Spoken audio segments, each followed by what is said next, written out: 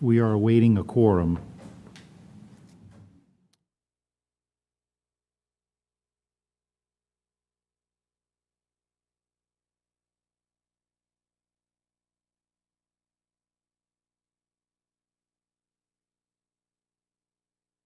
Just don't have enough of them.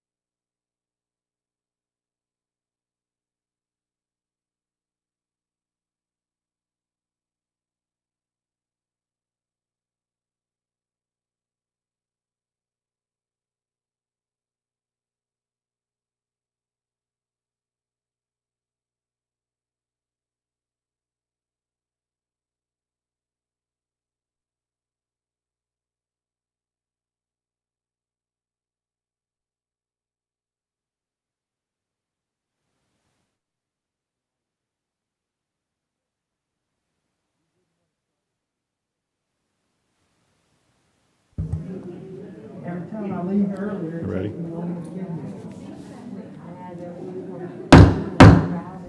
I'd like to call to order this meeting of the East Baton Rouge Parish School Board for Thursday, September 16th, 2021. I'd like to read a notice. The public will be allowed to attend at a reduced rate of 50% capacity of the Professional Development Center meeting room space. Once the capacity has been reached, admission into the meeting space will be closed. All audience members will be required to wear a mask at all times. Masks will be available upon request. The meeting scheduled for September 16th, 2021 at 5 p.m. will be streamed live via YouTube. A link to watch the meeting can be found on board docs located on the school board's website.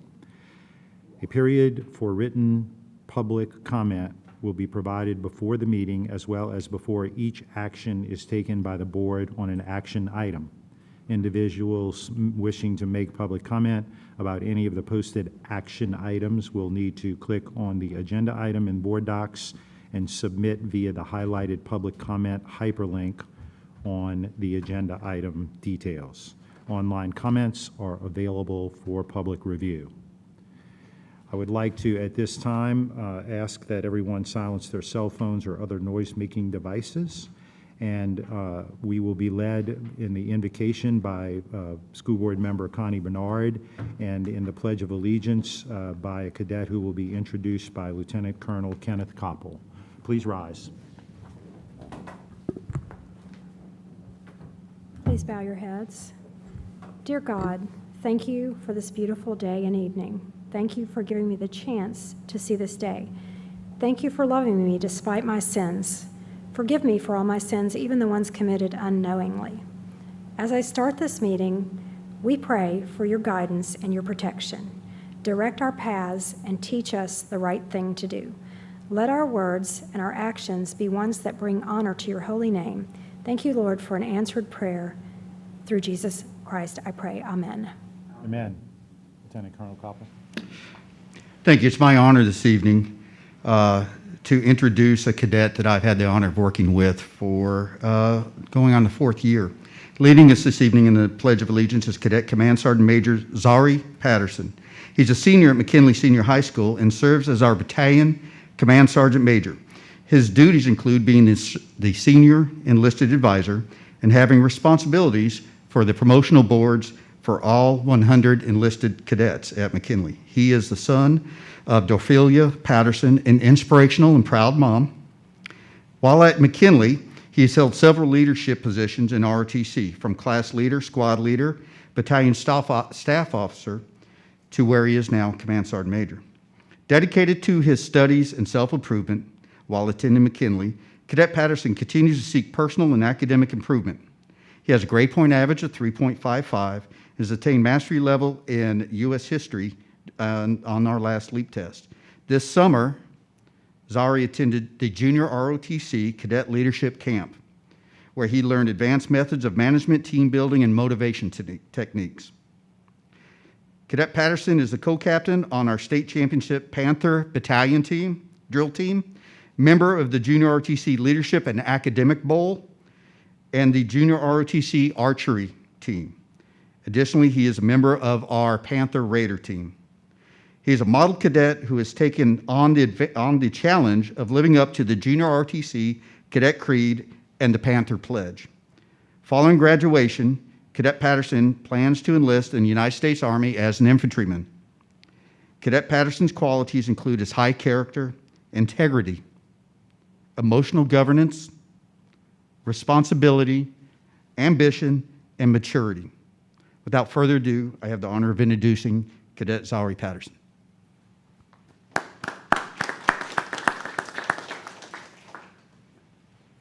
I pledge allegiance to the flag of the United States of America and to the republic for which it stands, one nation, under God, indivisible, with liberty and justice for all. Patterson, on behalf of the school board and superintendent, we'd like to present you with this for all of your hard work, and our future is safe in hands of you like yours. Appreciate your work. Thank you, sir.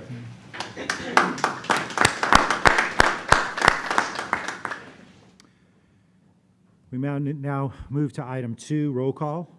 Madam Secretary. District 9, President Tapman. Present. District 4, Vice President Collins. District 1, Mr. Blue. District 2, Mr. Lannis.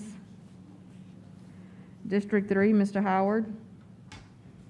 District 5, Ms. Ware Jackson. Present. District 6, Ms. Dyson. Present. District 7, Mr. Gode. Present. District 8, Ms. Bernard. Present. We have a quorum. Mr. Gode? Yes, if you would mind, just a point of personal privilege. All of us, or many of us, I think, know and love the former member and president of this board, Mr. Roger Moser. And I just wanted to, this week his lovely wife passed away. And I just wanted to extend the sympathy of this board to Mr. Moser and the entire Moser family, because she was a delight to be with, and I worked with Roger for many years. In fact, he's one of the inspirations that caused me to run for the school board. So I just wanted to pass that on. Thank you, Mr. Marcia Gode. was a Let's, wonderful person. maybe let's have a moment of silence, if you would all, please.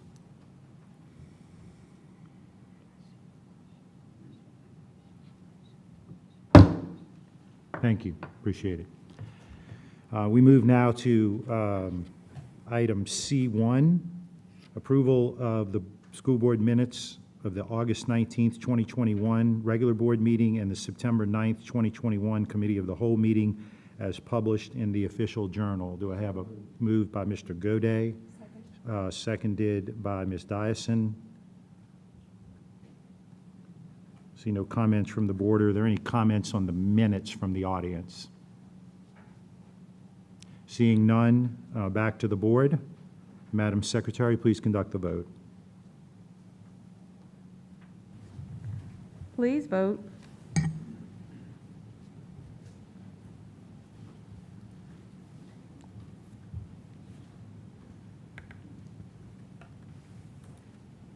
Sorry.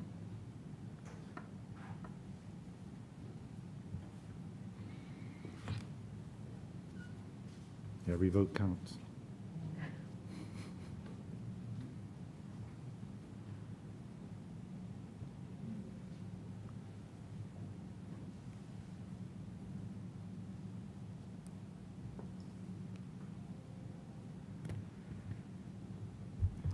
Ms. Dyson, do you want to do a roll call?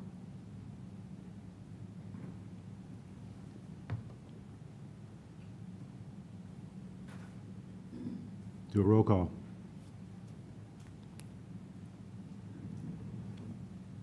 District 5, Ms. Ware Jackson. Yes. District 6, Ms. Dyson. Yes. District 7, Mr. Gode. Yes. District 8, Ms. Bernard. Yes. District 9, Mr. Tatman. Yes. Motion carries. Minutes are approved. We move now to item D1, recognition of ExxonMobil and other partners for their generous donations to the Foundation for Hurricane Ida Recovery. Ms. Sarsfield.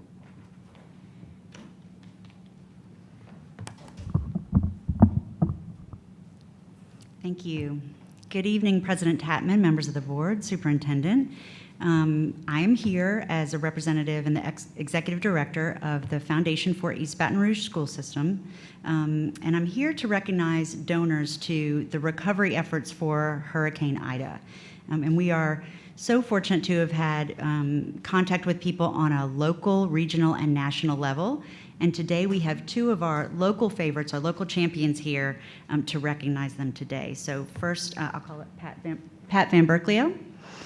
The Foundation's campaign toward the recovery efforts was called Fill the Minds, Fill the Bellies, and Fill the Gaps, which were three of the top needs that we had concerning food, concerning getting our kids to the educational sources, and to fill in the gaps as to whatever else was needed during the hurricane recovery efforts. So Pat Van Berklio represents and is the president CEO of Boys and Girls Clubs, Metro Louisiana. And he contributed to helping the Fill the Bellies part of our mission, to help students through the child nutrition program get fed by providing to-go boxes. He did about 5,000 of them during the drive-through feeding program and also the home delivery program for our students. So we want to thank Pat as he represents those who contributed to helping to feed our kids and honor him today. Pat, do you want to say a couple words? We have a long-standing relationship with the school board and the school system. We're currently running after-school programs at University Terrace, Buchanan, Magnolia Woods. We're working with a virtual school to start an after-school program there. Since our merger with the New Orleans, we're now serving kids in New Orleans, West Bank, and in Slidell and Covington. So we've really expanded our footprint. We also do an in-school program called Be Safe, Be Smart, which is a bullying prevention program. And then we do a youth model, youth-led program that your kids from Scotlandville Middle and Mayfair also attend. So this partnership has been long going, and just happy to serve you guys in this time of need. Thanks. Stand over here. Thank you. Hey, Mike. Good to see you again. Thank you for all the hard work that you do, and our students very much appreciate it. Thank you very Thank much, you. Mike. I Thank you. appreciate it.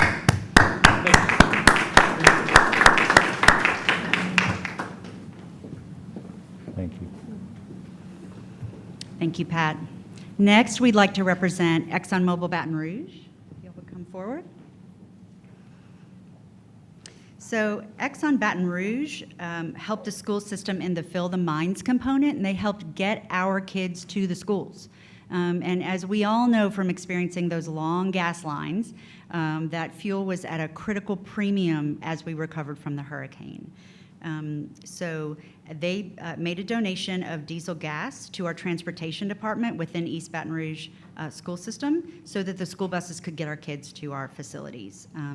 So we've got representation from Stephanie Cargile, who is the Public and Government Affairs Manager for ExxonMobil Baton Rouge, and she's brought two other critical employees that helped us through this campaign, and I'd like to introduce her and let her introduce her coworkers.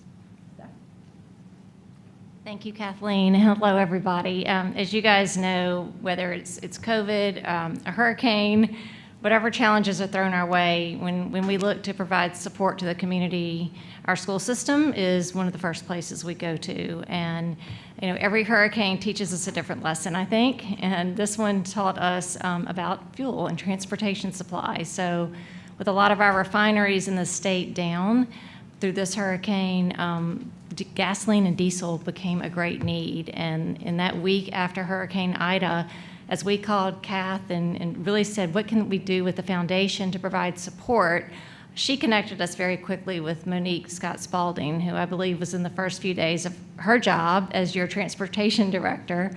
And it was, how are we going to get the kids back to school? And so we turned in public affairs. I am not the fuels girl. And so we turned to Barania Robillard and Pat Hinkle, who could help us find a very unique way to get gasoline and diesel out to the community. And so with their innovation, we actually had our refinery fuel truck bring diesel directly to your fueling station for your buses, and we're able to donate 16,000 gallons of diesel.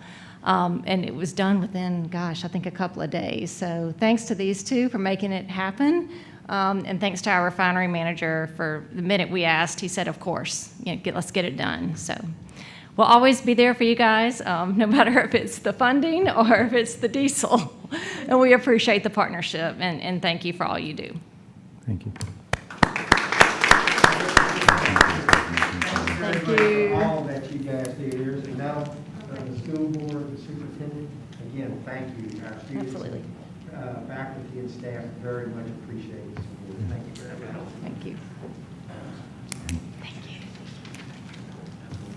And I just want to say, Stephanie, to you and your team, thank you. We would not have been able to start school when we did if you guys wouldn't have stepped up. And when I was on my way over to be a part of the donation, I passed lots of long gas lines. And so we would have had buses running out of fuel and all kinds of stuff. But thank you so much for stepping up in such a significant way, and thank you all. And at that point, gasoline was not $3 a gallon, it was gold. So thank you for that gold contribution. Thank you very much. Ms. Ware-Jackson. Thank you, President Tatman. I, too, wanted to thank you so much for helping to get us rolling and to keep us rolling. You guys just do things all through the year, and we do so appreciate that. Thank you so much.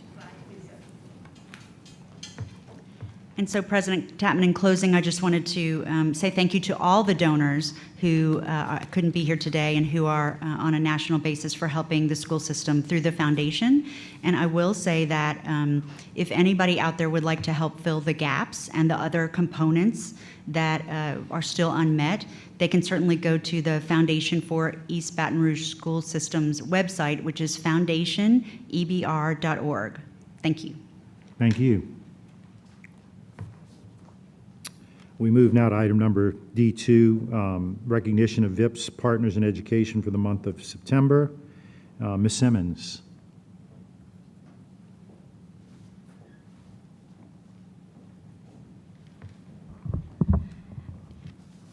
Greetings, Dr. Cito Narcisse, Superintendent, President Tatman, members of the school board. It's a pleasure to be here today, and thank you for having us. I want to start with a personal invitation to our Partners in Education luncheon. This is a biannual luncheon that we have with our stakeholders and community partners. The topic that we have this time, it's on the 27th, Monday the 27th at the main Goodwood Library. It is a hybrid option, and we know that this subject is very close to Dr. Narcisse. The subject is the future of career and technical education.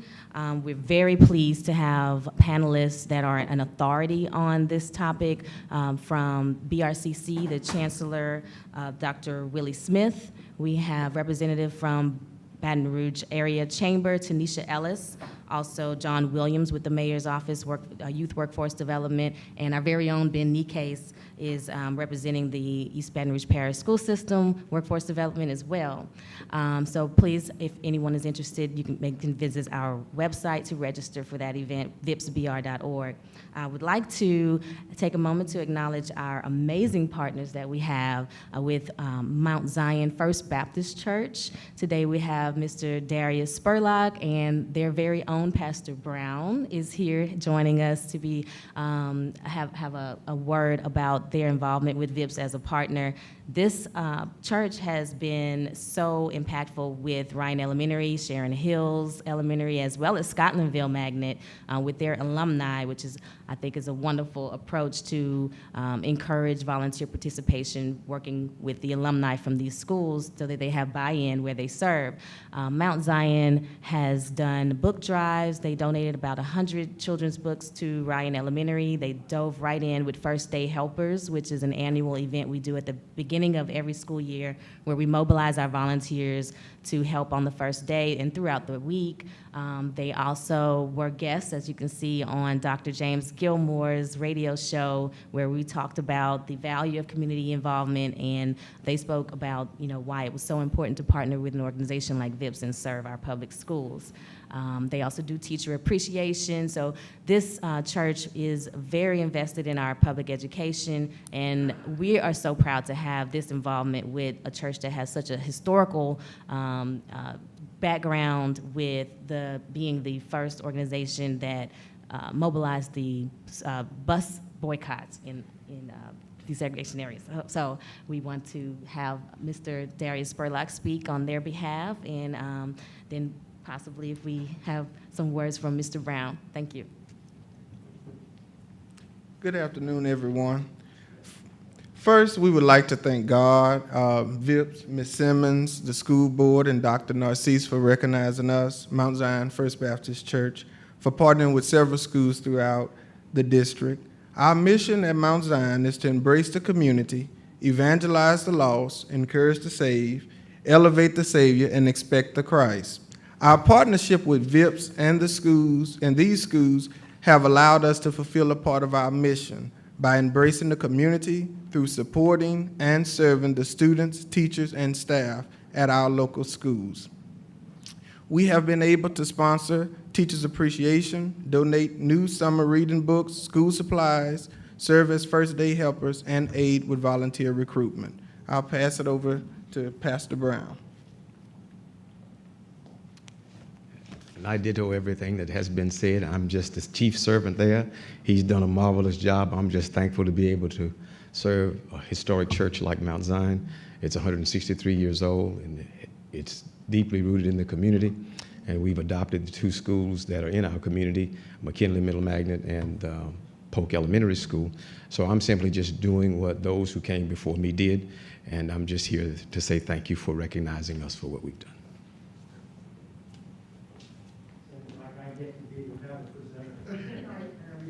Thank you very much. It's very important for schools to be part of the community, and working with solid community people like yourselves make that all the better. So thank you very much on behalf of the board and the superintendent for all of the hard work that you do. We appreciate it.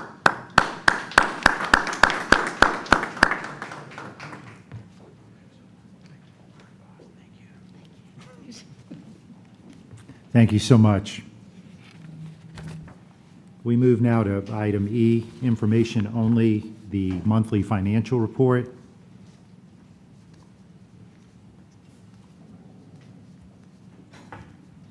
Personnel changes, item 2, E2.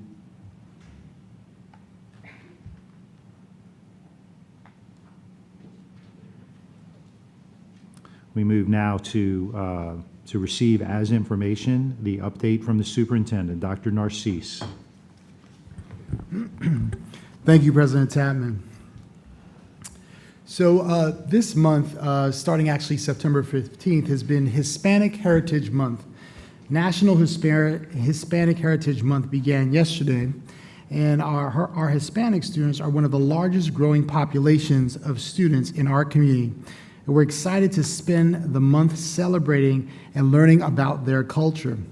We are a district that's home to students from many different countries, including El Salvador, Honduras, Mexico, and other Latin American countries who attend schools across the district from La Belle Air to River Oaks to Broadmoor. The district is hosting due to that, we always want to make sure that we create events and things to make sure that people feel embraced in our community.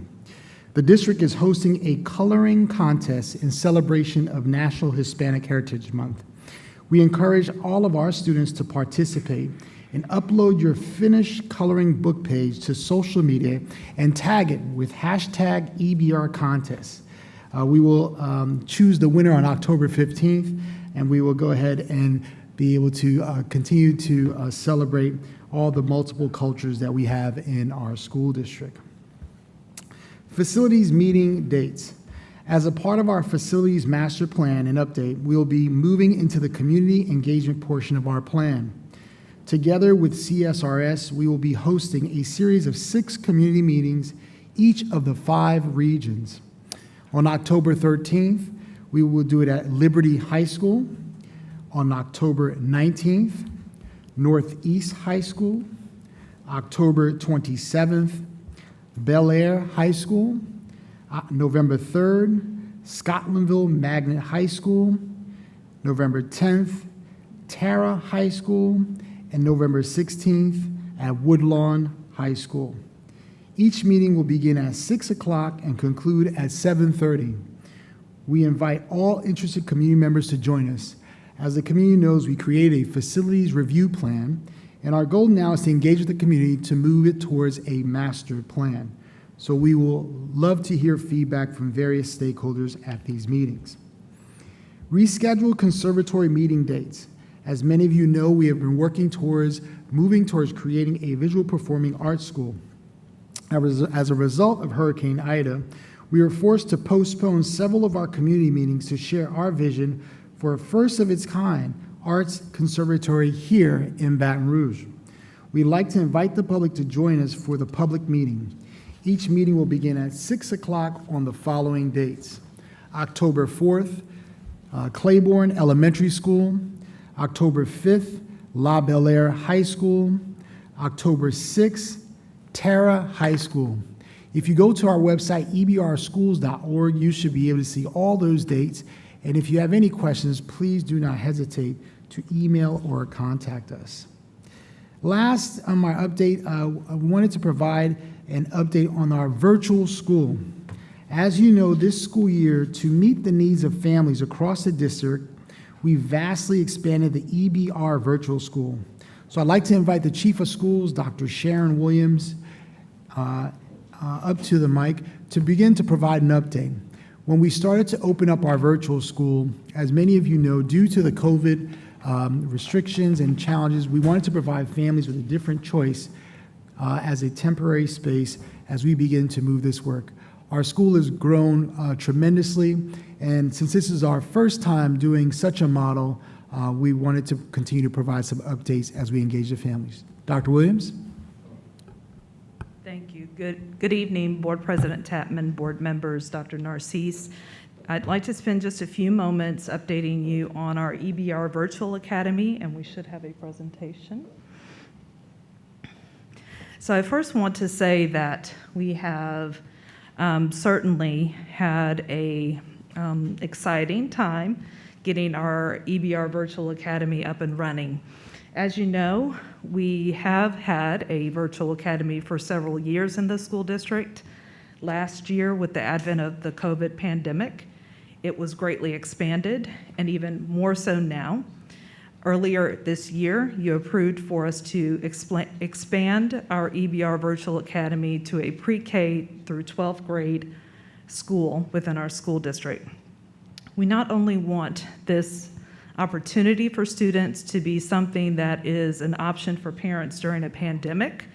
Our goal is to make sure that this is a thriving academic experience for students if they are choosing a virtual option for their schooling.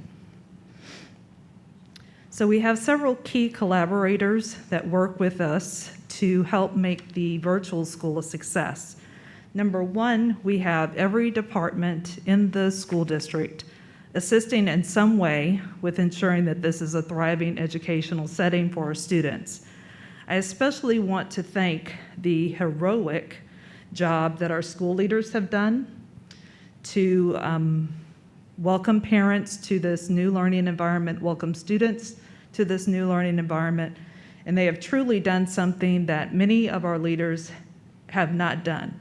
And that is open a school with approximately 700 students, and where they sit today, it's at 1,290 or so students. And so Dr. Dixon, Stephanie Dixon, Ms. Grimmer, Dr. Mandy Lacerte, Ms. Tamara Johnson are our main champions for this project, including all of our other district departments, but I certainly wanted to thank them personally for their hard work. We also partnered with Proximity Learning, and they're here this evening if there are specific questions. They are working with us to help staff our EBR Virtual Academy. So just a little bit about how students are educated at the EBR Virtual Academy. So we do follow the guaranteed and viable curriculum that all other schools in our school district follows. We have a blended approach and met as recently as this afternoon with our assessments and accountability department for a blended approach to our district assessments. Students at the EBR Virtual Academy will participate in all of the district benchmarks and diagnostics. The PLI Connect is a tool that Proximity Learning uses. It's on the Canvas platform, which many of our educators are accustomed to, and that's for our 6th through 12th grade scholars. We're utilizing Google Classroom for our pre-K through 5th grade students, and we also utilize Edgenuity for individual courses that students may need, and also credit recovery. So at the beginning of our quest to expand the EBR Virtual Academy, we wanted to ensure that all students who would participate and be educated at the Virtual Academy would have an opportunity to do so. So we do have connections, and we have all types of students who are enrolled in the EBR Virtual Academy, including students with disabilities, gifted and talented students, and students who were enrolled in magnet programs. And we've been supported by those individual departments to ensure the individual needs of students have been met. So this graph shows the quite stark change in enrollment for the EBR Virtual Academy beginning the first day of school, when we had approximately 700 students. And today, this week, we have 1,290 students. There are only a few schools in our district that have higher enrollment than the EBR Virtual Academy at this point. As you can see, that's a change of about 580 students. Most notably, we've had an increase of approximately 330 students in grades 6 through 12, which has been challenging because of the unique needs and pathways that students in secondary schools take. So as I mentioned, we have a partner, Proximity, that has been working with us to help staff fully our EBR Virtual Academy. So we have a blended approach to staffing. We have about 51% of our employees right now, a total of about 70-something teachers who are employees of the EBR parish school system. About 33% of our current employees are employed by Proximity, and right now we have about a 16% vacancy. We do have a plan for those vacancies, and I wanted to point out just where we have those vacancies in middle and primarily middle and high school. We also have a need for a full-time counselor. So Ms. Donaldson and staff, the staff at the EBR Virtual Academy and Proximity have been working daily to make sure that we are continuing to recruit, hire, onboard teachers, and we're also presenting, Ms. Donaldson is later today for your consideration, a proposal for hybrid teachers. So there are some immediate next actions and improvements that we are working toward this week to ensure that we're fully staffed and that families are fully served and that students are fully served. The first of which is to ensure that each scholar has a full schedule. As I mentioned, we're in need of a counselor, and that person is primarily responsible for secondary scheduling, reviewing transcripts to make sure that each scholar has what they need in order to matriculate to graduation. We're also continuing to collaborate with the academics and literacy teams to ensure that each student is on pace. We've had students come in at various points during this first couple of weeks of school, so we'll be working with those teams to make sure that teachers can keep those students on pace and develop a plan for those students who are not quite on pace. We're also planning to make sure that we're fully staffed, each position is, and then we've also allocated funds to provide family support sessions each evening. We're paying teachers in order for them to be available for families after hours to get support, logging on, technology issues, curriculum issues, et cetera. That is our update for this evening, and I'll be happy to entertain any questions. Ms. Ware Jackson. Thank you, Mr. Tatman. It's good to hear that we're moving along with getting some more teachers involved. I know that there's been quite a shortage, especially like in the middle school, at the middle school level. What I'm wondering about is the kids that came in early and at the beginning of the school year and didn't have teachers in place and may have fallen behind some. Do we have some plan for getting those kids caught up to from the beginning of school until now? Yes, so that is part of the plan, working with our after-school program, and dollars set aside for that. We're also going to be examining where students are in terms of the pacing and where they are. We do have an opportunity to use a program like Edgenuity to help students catch up and get on pace.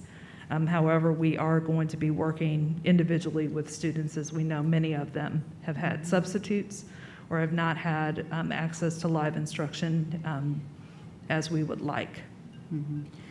So with the core subjects, it seems like those were the main ones that were in question. How's it looking to get the science, social studies, and math teachers on board, in particular those subjects?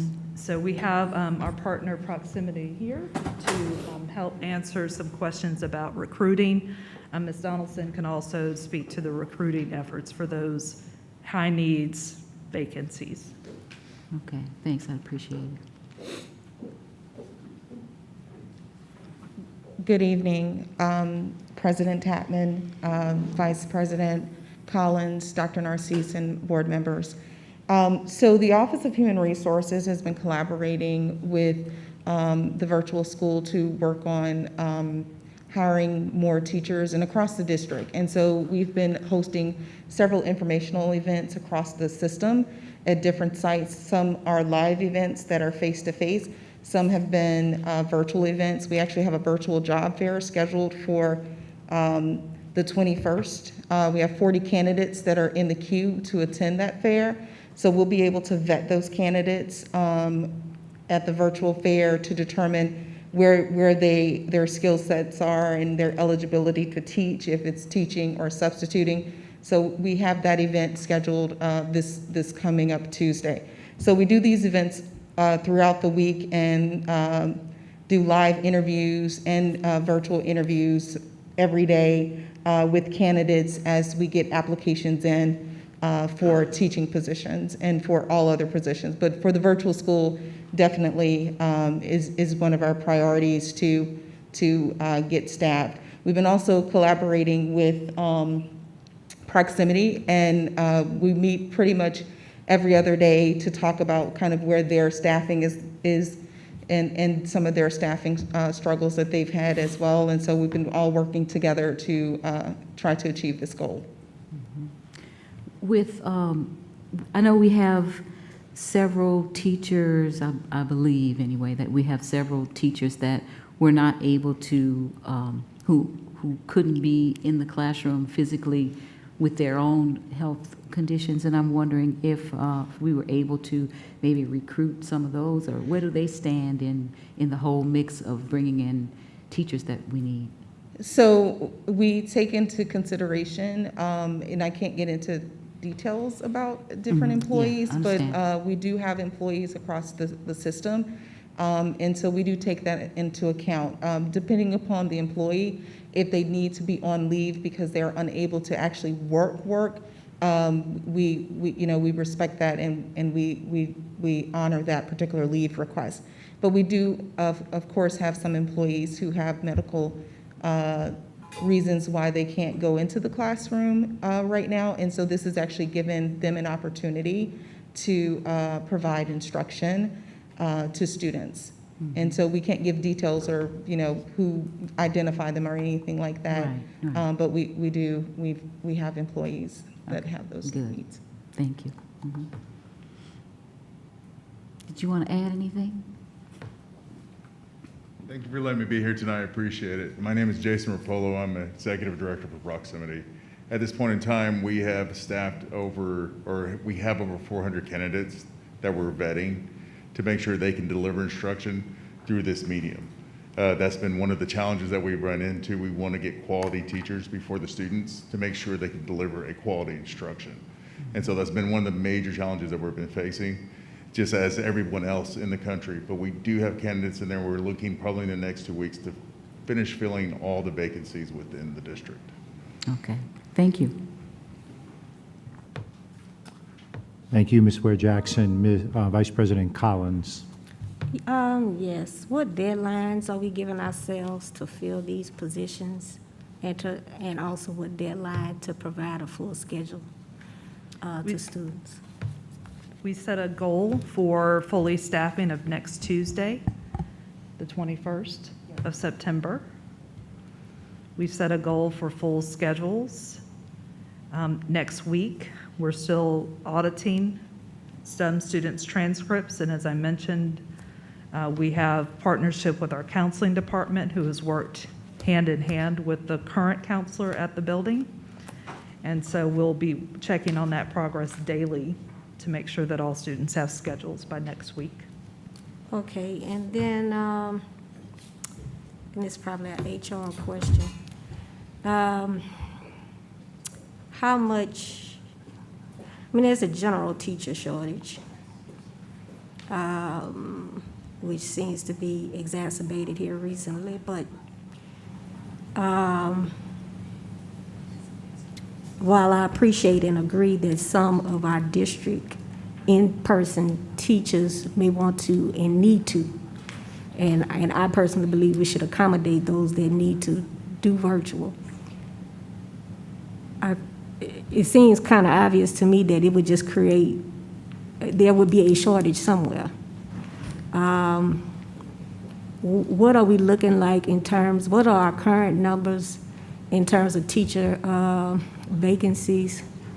At this time, I know we had gotten a report maybe a week and a half ago, and at that time, it was close to 150.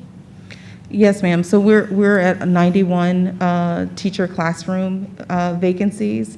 Some of those vacancies, as we start to balance off schools, we'll be consolidating them because we list them still as a vacancy because we projected the need.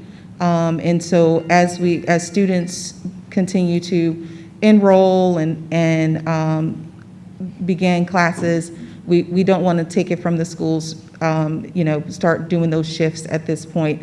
But we do have 91 that are listed on as far as teaching vacancies.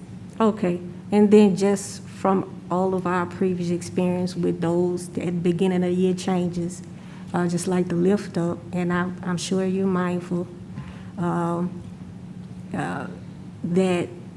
I hope we're not using black and white personnel formulas, because some campuses have different needs that a formula is not going to help. It would be detrimental. And so that whatever matrix or metrics, whatever measurements are being used, that is balanced with the voice of what the principal is expressing and explaining that they need on that campus. And you've been here, you haven't been in your particular role in a while.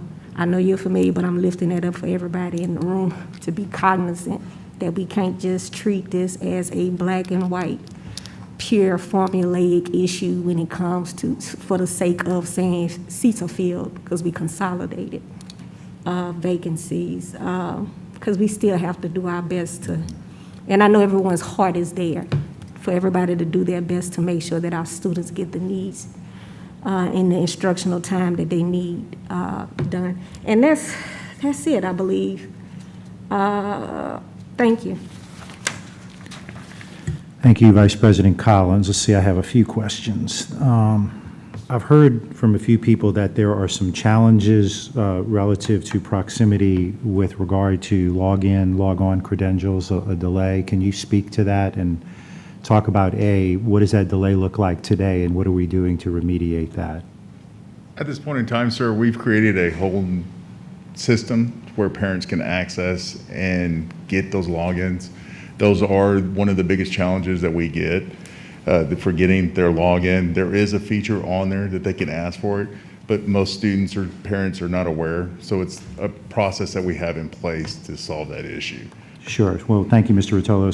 So the issue is not really getting them set up on proximity. The issue is that they're losing, misplacing, or forgetting their password, and they don't quite know how to get back in. If we have them in our system, yes, there is some communication that we need to work on both sides, mainly ours with the campuses and with the district to get those students logged into PLI Connect. But once they're in, we still see that as a common issue. Parents forgetting logins or students forgetting logins, but we have a system in place to help those kids out. So if a student goes to the virtual academy, just humor me, goes to the virtual academy tomorrow, how long does it take for you guys to get them set up on proximity? If they are able to go to the virtual academy tomorrow and we've gotten the information from the district, they should be able to be set up within that day or two to have them set up. All right, thank you. Let's see, I have a couple other questions. Right now, let's see, so the original projection was 700 students, and we're right at 13. You know, again, humor me, ballpark, right, 1,300. Yes. Is there expectations that that is going to grow? Well, let me just make a statement that'll kind of lead to the question. Are we prepared for even more people coming into the virtual academy, and can we handle that? I think that we should plan to slow down our enrollment and even a brief moratorium. We haven't spoken broadly with the executive leadership team at this point, but because we have 16% of our teachers as a vacancy at this moment, I can't predict how many more will enroll, but it's been a steady increase, as you can tell. We're slowing down with interest. We haven't heard as much parent interest at this point, but as you can see, it has grown, and I think it depends on the current landscape of the pandemic. Sure. As to how many students we may enroll. And So- again, as, I'm sorry to interrupt, as Ms. Collins mentioned, and Ms. Donaldson, we are collaborating around the reallocation of staff throughout the district. And I think that that will also help with our vacancies there and elsewhere. Well, that leads right to my next question. So the students have to be, I guess, I'm going to say, again, humor me, coming from somewhere. Is there are we tracking where the students are coming from? And do we know, are there schools or areas where we're finding a larger concentration? Yes, about a week ago, I believe before the hurricane, Ms. Okonski and team ran a report to show where students were coming from, and it's all over, including some of our Type 1 charters, students from outside of the parish. So we can run that again. It hasn't been updated since the hurricane to determine the percentages of where students are coming from. Okay, good. I actually, it might be helpful for me if I could see some of that. If it wouldn't, I don't know if other board members are interested, but I just think it would be good to see, because it leads to, I guess, my next statement, which is how are our student counts looking across the district? And this isn't really just a virtual thing. This is a larger issue of our students coming back to school, I heard you say, you talk about the reallocation of staff, obviously, because of the formulas that we have in place. But it might be a good idea for us to get regular reports on student counts, just so we can, I realize, is it October is one of the big dates from the state perspective, right? Yeah. And then, but I guess, as school board members, I think we ought to be looking at that. And so it just gives us another tool that we can work from. And then I guess, hate to be, I know you all are very busy and I appreciate your work. This is just meant for me to grow and better understand. I'd really like to see similar information on teacher counts, vacancies, where we're short, both on regular instruction and in substitutes. Just to make sure we know what we're doing as a board and are informed as we make decisions moving forward. So, Yeah, and President Salmon, we can provide that for you right away. We actually have a dashboard that we've created that has all the vacancies and what schools and where they're coming from. And also, we actually have an enrollment count number that we do actually pretty much every day. Andrea sends that to us. We can send that to you immediately while you're actually here. good. Well, maybe what we could do, so you could dumb it down for at least me and maybe some of my colleagues, is either send us a link to that on a regular basis, maybe on a Friday or Monday or whatever, so that we can go right to it at that point and have some regular point that we're looking at it. I don't want to create work, but I just want to make sure that we have those numbers and figures in front of us. So thank you. Let's see. I think I might have lit up the board. Vice President Collins. Thank you, President Tabman. And we used to get regular, I can't remember if it was weekly or monthly, but at least, and so, and we would get a spreadsheet to see. And so if we could resume that, that would be amazing, as well as what my colleague mentioned in terms of the teacher and sub reports for each school. That would be helpful. And I just wanted to also mention that what we're seeing with this virtual school, I think also points to our need to be able to, especially in light of this pandemic, and prayerful and hopeful, but also, so I'm not being a pessimist, but I'm also a realist. And we really don't know what this pandemic is going to do. We didn't anticipate right before school started that it would start impacting students and children more than adults. And so, you know, prayerfully, the rates don't spike again, et cetera, but if it does, we're already struggling, just to be realistic about what's capable. We're already struggling to make sure that if a teacher has to quarantine but then is not allowed to teach virtually, if a student has to quarantine but not allowed to get that day-to-day virtual instruction, if a class has to go out because of the type of exposure, which has been rare to this point. I'm not trying to say it's a complete catastrophe. I'm not coming from that place. What the place I am coming from is we do not know how bad or how good it's going to get. And we need the ability to pivot, not just tell people to enroll, not tell people that they're going to catch up with classwork, because that's a lot. And some of our students already have a hard time keeping up for various reasons. You know, might be 3 or 4 kids in a well-to-do household, and mama having a hard time keeping up with, okay, I need to get this and this and this because all 4 of my babies have to quarantine because the youngest one caught COVID, and so we all need to stay home. We need to have something in place where if a teacher, a student, or a whole class needs to be off the campus, that they're not making it up on the back end. And what that looks like, I'm open. People have made different suggestions. We had processes in place previously. We don't have to necessarily go back to those processes, but we have to figure out something.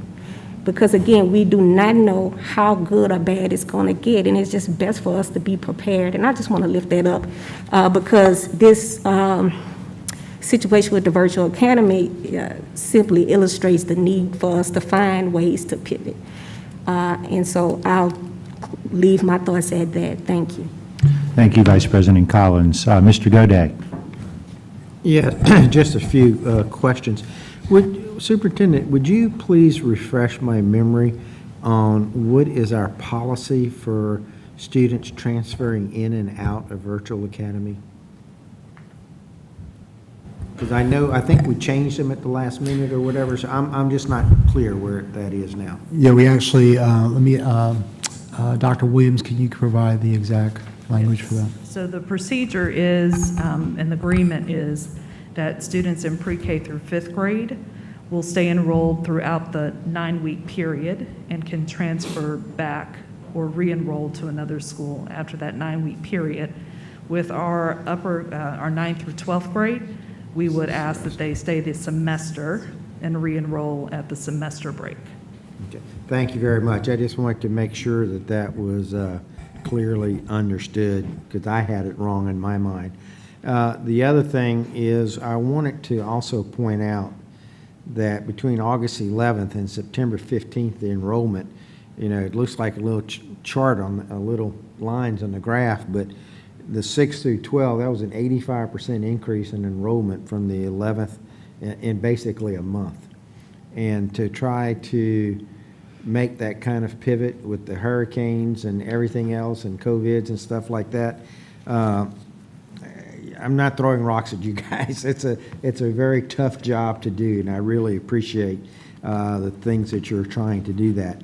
But that also brings up another couple of things on data. As we go through the data and you provide us some of this data on enrollment by schools, I would also ask, if possible, if that data could have what was the budgeted number, and then what is the number that we're actually doing, so we have something to compare that with, and maybe even the number from last year. I'm not trying to make work, but just getting a picture, a snapshot at one point in time doesn't give you that much information, if we could do that.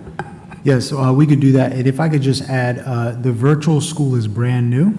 Yes. And so I could admit it has been a learning curve for us in this process. And so, and it's been also an adjustment. I know that at times we are expected to have everything perfect, but I tell folks we have not. And so that's why we've had, when parents have reached out, we've made sure we engage with proximity learning. They've been very open around trying to solve the challenges that we've had. And so we've been making adjustments as we've been going to try to get it right. But like I said, it's almost like a startup company, and we've had to learn pretty quickly. As you said before, in a month we had an 85% growth in one area. The other part I just want to also highlight is we were very cautious about putting a cap, because we did not want families who did not feel comfortable to stay going in person. We're still under COVID, and so we've made sure that we were able to provide that opportunity. But as we've been going through the process, as you can imagine, it has been challenging. We do have where we have some solutions further into the board meeting, an agenda item where we do have some solutions that we think will also help. And we're working pretty hard to begin to try to problem solve. I heard one of President Tapman's questions around staffing pretty quickly to, once we get our numbers for a balance, to be able to look at staffing to maximize that across our vacancies. Yes, and I just reiterate, I really do appreciate the curveball that's been thrown with both COVID and the hurricane interruptions and all of these things. It's a fast-moving train that you're trying to jump on, and I understand. But you did a straight lead-in for me on my other subject. It is related to this. Do we have any updates on, because I'll go back to seeing that all the numbers I see show that the COVID rates have peaked and are coming down rather dramatically. The hospitalizations are left at less than half of what they were, and things like that. Do we have any information that you can share on what is our current COVID status within our school, in individual schools and classes? Yes, we do have that information. Ms. Dupree can share that with you on what our current rates are. We've also, as you know, implemented with testing that's helped us a lot, and all these other additional components. So yes, we can provide you with that information. Thank you. That's all. Thank you, Mr. Goday. Ms. Dyson. Yes, thank you. So all of this, when you're trying to think about and really wrap your head around what's happening in one area, then there's another area that's got need. It's just a juggling of people. It's the kind of thing that I feel like we really need to look at that 10-day count of warm body count, because in the times when we were speaking about the budget, there were conversations about, we're staffing this campus, estimating this many, but yet, it changes. And so a lot of times that 10-day count can give us information on, we may have too many at this site and not enough at this site. Is there somebody that can transfer? And so I think we need to be really looking at that. The other thing, I appreciate my colleagues requesting this information so we can see how many vacancies are at what school each week. I think that'll be very beneficial. One of the things that has been a little bit of a challenge is our gifted instruction, our gifted teachers. And I have to go back to, are we really maximizing the gifted instruction opportunities for children? And so when we started offering gifted services at additional sites, we had to prove that we could have at least 16 or 17, I think it was, students in that class at that school to warrant offering it at that school. Otherwise, they would then be taken to a different school nearby that might be offering it, and consolidate those resources of our gifted teachers. And then there was no tracking. Maybe you got it initially 16, but did you keep it? And so for these years that have gone by, I've been wanting to see that tracked, to see, are we offering this for 5 students here when there's a school 2 miles down the road, or, those kinds of things. So I think we can maximize some of what we're doing and provide better opportunities for our students if we start really looking at programs and that kind of thing. Because the gifted teacher is a harder thing to fill because of the requirements to teach gifted classes. And so really, I think we might want to look at how many students in which grade levels at each school. Yes, as Board Member Dice, that's exactly what we're going to be doing. So our goal is next week. We will be looking at staffing at every single school, looking at the numbers in the classrooms and all the programs to begin to make some different set of decisions to not only to make sure we're covering vacancies and also making sure we're efficient with our resources. All right, good deal. Thank you so much. Thank you, Ms. Dyson, and thank you all. No further questions. Thank you. President Tapman, with that marathon report, that is my update. Thank you. It's good. We move now to item G1, overview of the reapportionment and redistricting process. Mr. Garrett.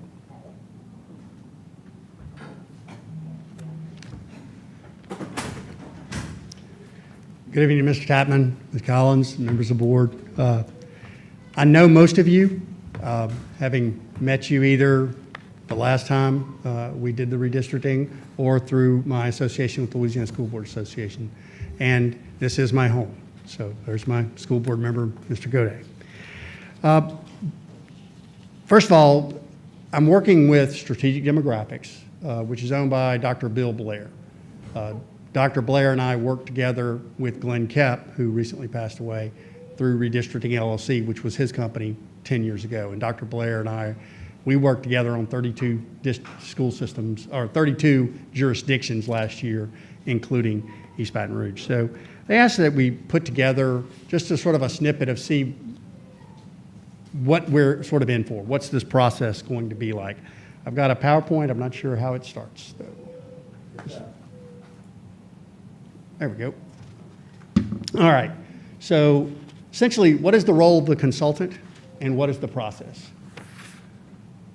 As the consultant, we're going to advise you, individual members, on what has to be in a plan. How do you craft a plan? What are the requirements for the plan? We don't draw the plan. We do what y'all tell us to do. We just help you make sure that the plan that you've proposed meets all of the guidelines, both in state law, and federal jurisprudence. So I think for some people, there's a misconception that the consultant goes in a room, types up a plan, and then just submits it to y'all and says you have to do it. That's not the way it works. That's not the way we've ever done it, and it's not the way we're ever going to do it. Ultimately, y'all are the ones, as the elected officials, who make that decision. And so what is the goal? First of all, you want to make sure that each district is as close to equal population as possible. You do have a leeway of about plus or minus 5%. And those of you that have done this before know that sometimes that causes it's why you have to move population back and forth. That all comes from the concept of one person, one vote. If one district had 10,000 people and another district had 5,000 people, well, that one representative would essentially have twice the voting power, which is why the districts have to be about the same. So that's the first place you start. Next, you have to make sure that you comply with the Voting Rights Act. Primarily, you don't impair minority voting strength on the board.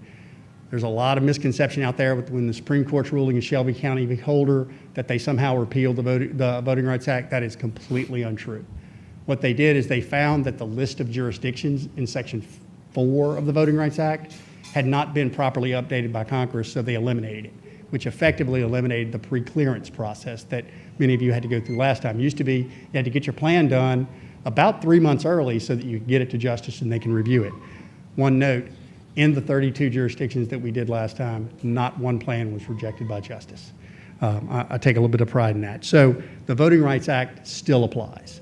And that's part of what you're going to have a consultant for, is to tell you, look, this is a plan that's probably not going to pass muster. Now, even though you don't have to do pre-clearance, me recommending you adopt a plan that you get sued on and that you lose on, that's on me.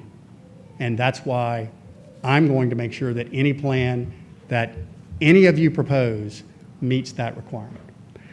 Next, you try to make sure the districts are as compact as possible. And the way I like to explain it is you want the districts to look more like squares or rectangles or triangles or circles and less like a star or an octopus. Now, sometimes geography and where the jurisdiction is set makes that very difficult. And sometimes you don't get those perfect squares. Not a whole lot in Louisiana is square. Now, you go out west and every state's a rectangle and every county's a square. But that's not the case here. And particularly because we have 4 school districts within the parish, or 3 school districts rather within the parish, you run into that problem of trying to mesh up those boundaries, because those boundaries are not straight lines. And in fact, y'all are one of the school districts in the state that actually is bifurcated. Y'all have a portion of your school district that's not contiguous. And that's just the nature of it. And so you have to adapt with it, but you try as best you can to keep it as compact. The next thing is you want to make sure to try to avoid splitting what are termed communities of interest. The easy way to think about it is if you don't have to split a neighborhood into 2 different districts, then don't. Now, sometimes the numbers are what the numbers are and you can't avoid it. But that's actually where the consultant relies on you, because you know what those communities of interest are. And communities of interest are not just recognized subdivisions. They're areas of town. I mean, I grew up in Baton Rouge. I remember when Central was just an area. Scotlandville is an area. It's not incorporated, but everybody kind of knows where it is. Those are the types of communities of interest you want to make sure you keep together. Now, how do we achieve that goal? First thing is you take your current districts and you input the 2020 census data. State law requires you use 2020 census data. School boards actually do have a provision of law that says they can do their own census if they want and use those numbers. It's incredibly expensive, and I've never known anyone to do it. So you're utilizing those 2020 census numbers. Now, I've done some litigation in this area, and I can tell you, just like I told the federal judge in the litigation, the census is not accurate. It's not. It can't be. First of all, it was done a year ago, or more than a year ago, And secondly, it's not perfect, but it's imperfect across the board. So it's the numbers that we have to use. And so it sometimes gets very frustrating when you're like, "Look, I got to move 76 people into this district to make sure we stay within that acceptable population criterion." And you're moving the portion of a precinct that's got that 76 people in it because that's what the Census Bureau has told you is in that population. Sometimes you know that more people have moved in and more people have moved out, but you're obligated to use those census numbers. But what we do is we sit down with you, we show you where all that is. And it's our hope that at your retreat, we actually can submit that first benchmark number so you'll know exactly what the census has said has happened to each of the districts. Now, that's when we listen to you.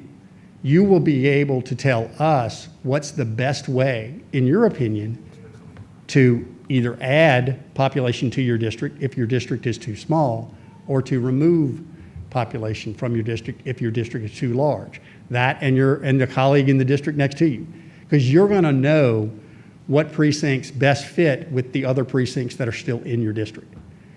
We take that lead from you, and we can draw as many plans as you want. We can draw some just to see if it works. See if adding this precinct in works.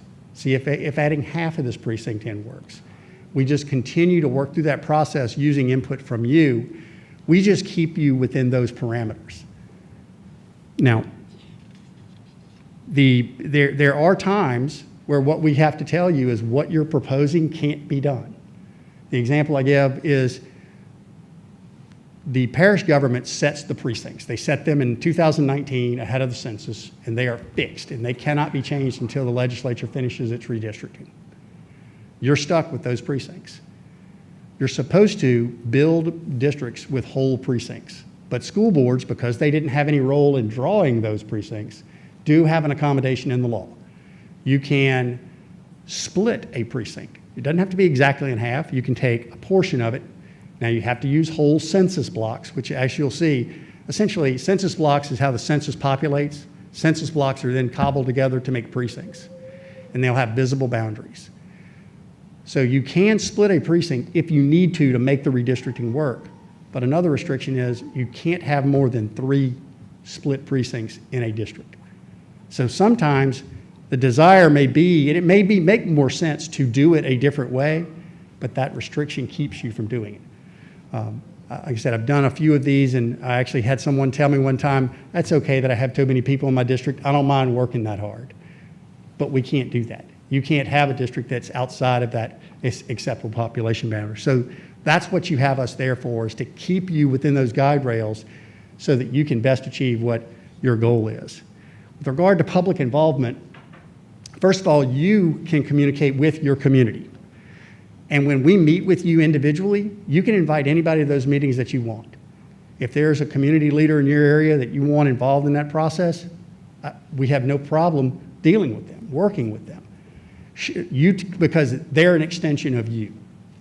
And we will do that if that's what you want us to do. And we always try to meet with members individually, and then sometimes we'll try, if we're having difficulty making 2 boundaries work, we sit down with both members and say, look, let's figure it out. What's the best way to make that boundary work between your 2 districts? We'll also set up a day, and we did it at the Resource Center 10 years ago, and that is where any plans that are anticipated to be proposed, a member has said, I'm going to propose this plan. We'll make large E-size maps, these big 3-foot maps. We'll have reports on the populations of all of those items. We'll put those up at the Resource Center, open it up for a day on a Saturday. I'll be there, or Dr. Blair will be there, or we'll both be there, and we will let them look at the maps, let them look at the numbers. They can get up close. If they want to zoom in and see something really close, we'll have the computers there. We can look at exactly where on the street the line ends. We'll answer as many questions as we can. And that way, they are the people that you represent. So that's not a burden for us. That helps this process move along. Then, continued public involvement. Y'all have a special provision of law. Louisiana Revised Statute 1758.2 actually requires that any proposed redistricting plan that y'all are going to vote on, that's going to be considered by the board, has to have been published in the Advocate for at least 20 days prior to when y'all consider it.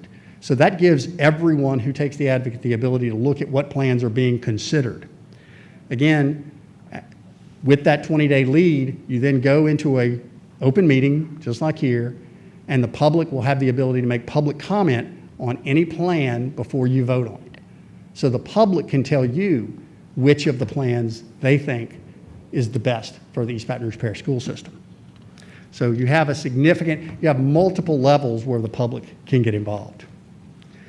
Now, timeline. Technically, under Louisiana law, school districts have until June 22nd of 2022 to get a plan to the Secretary of State, because the law says you have to have it to them 4 weeks before qualifying. I really hope that we are not running down to the Secretary of State's office, because the law actually says we have to have it to them by 4:30 p.m. You can adopt a plan as fast as you want.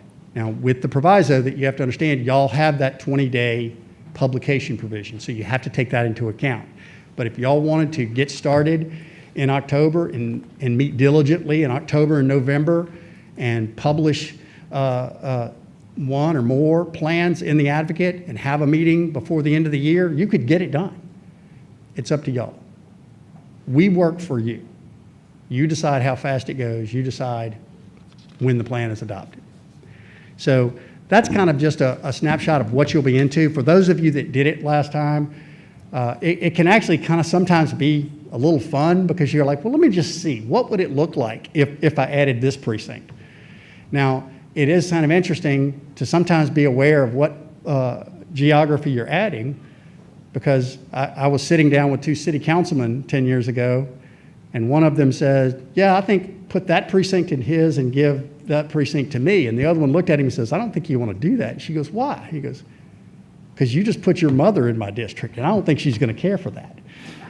And that's just a reality. That's just one of those things you do.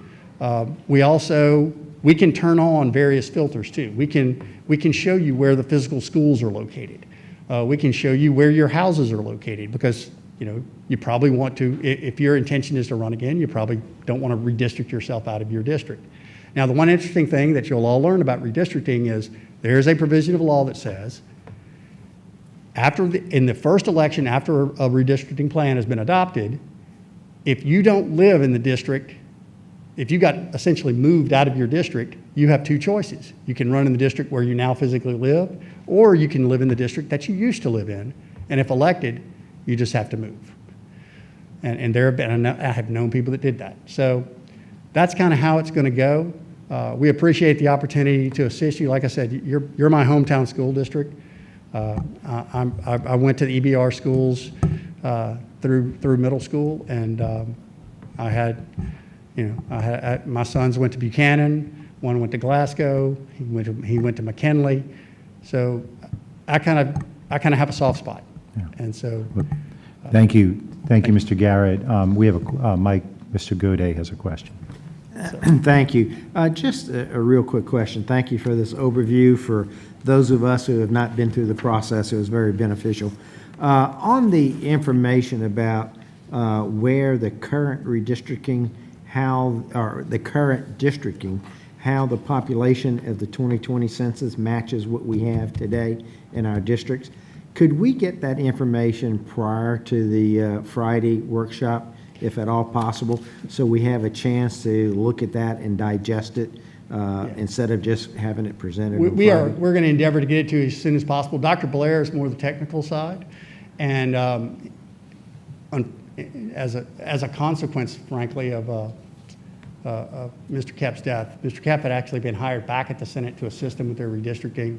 They've kind of had to reestablish them. And so Dr. Blair has actually texted me. He's in a legislative meeting today, and he makes a presentation on Friday. But he and I are scheduled to work together this weekend to make sure we get that. And we're going to get it. We will certainly get it. It would be appreciated. Yes, sir. If at all possible. Thank you. Thank you, Mr. Goday. That would be very helpful. Vice President Collins. So on this, how to say this? So thank you for the presentation. I kind of actually was expecting a little different because the way the agenda item is worded. And this is my first rodeo. Okay, so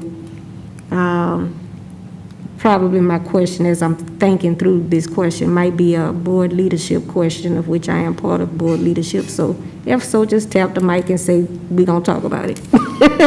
But I was looking towards like what you presented was fine, but then,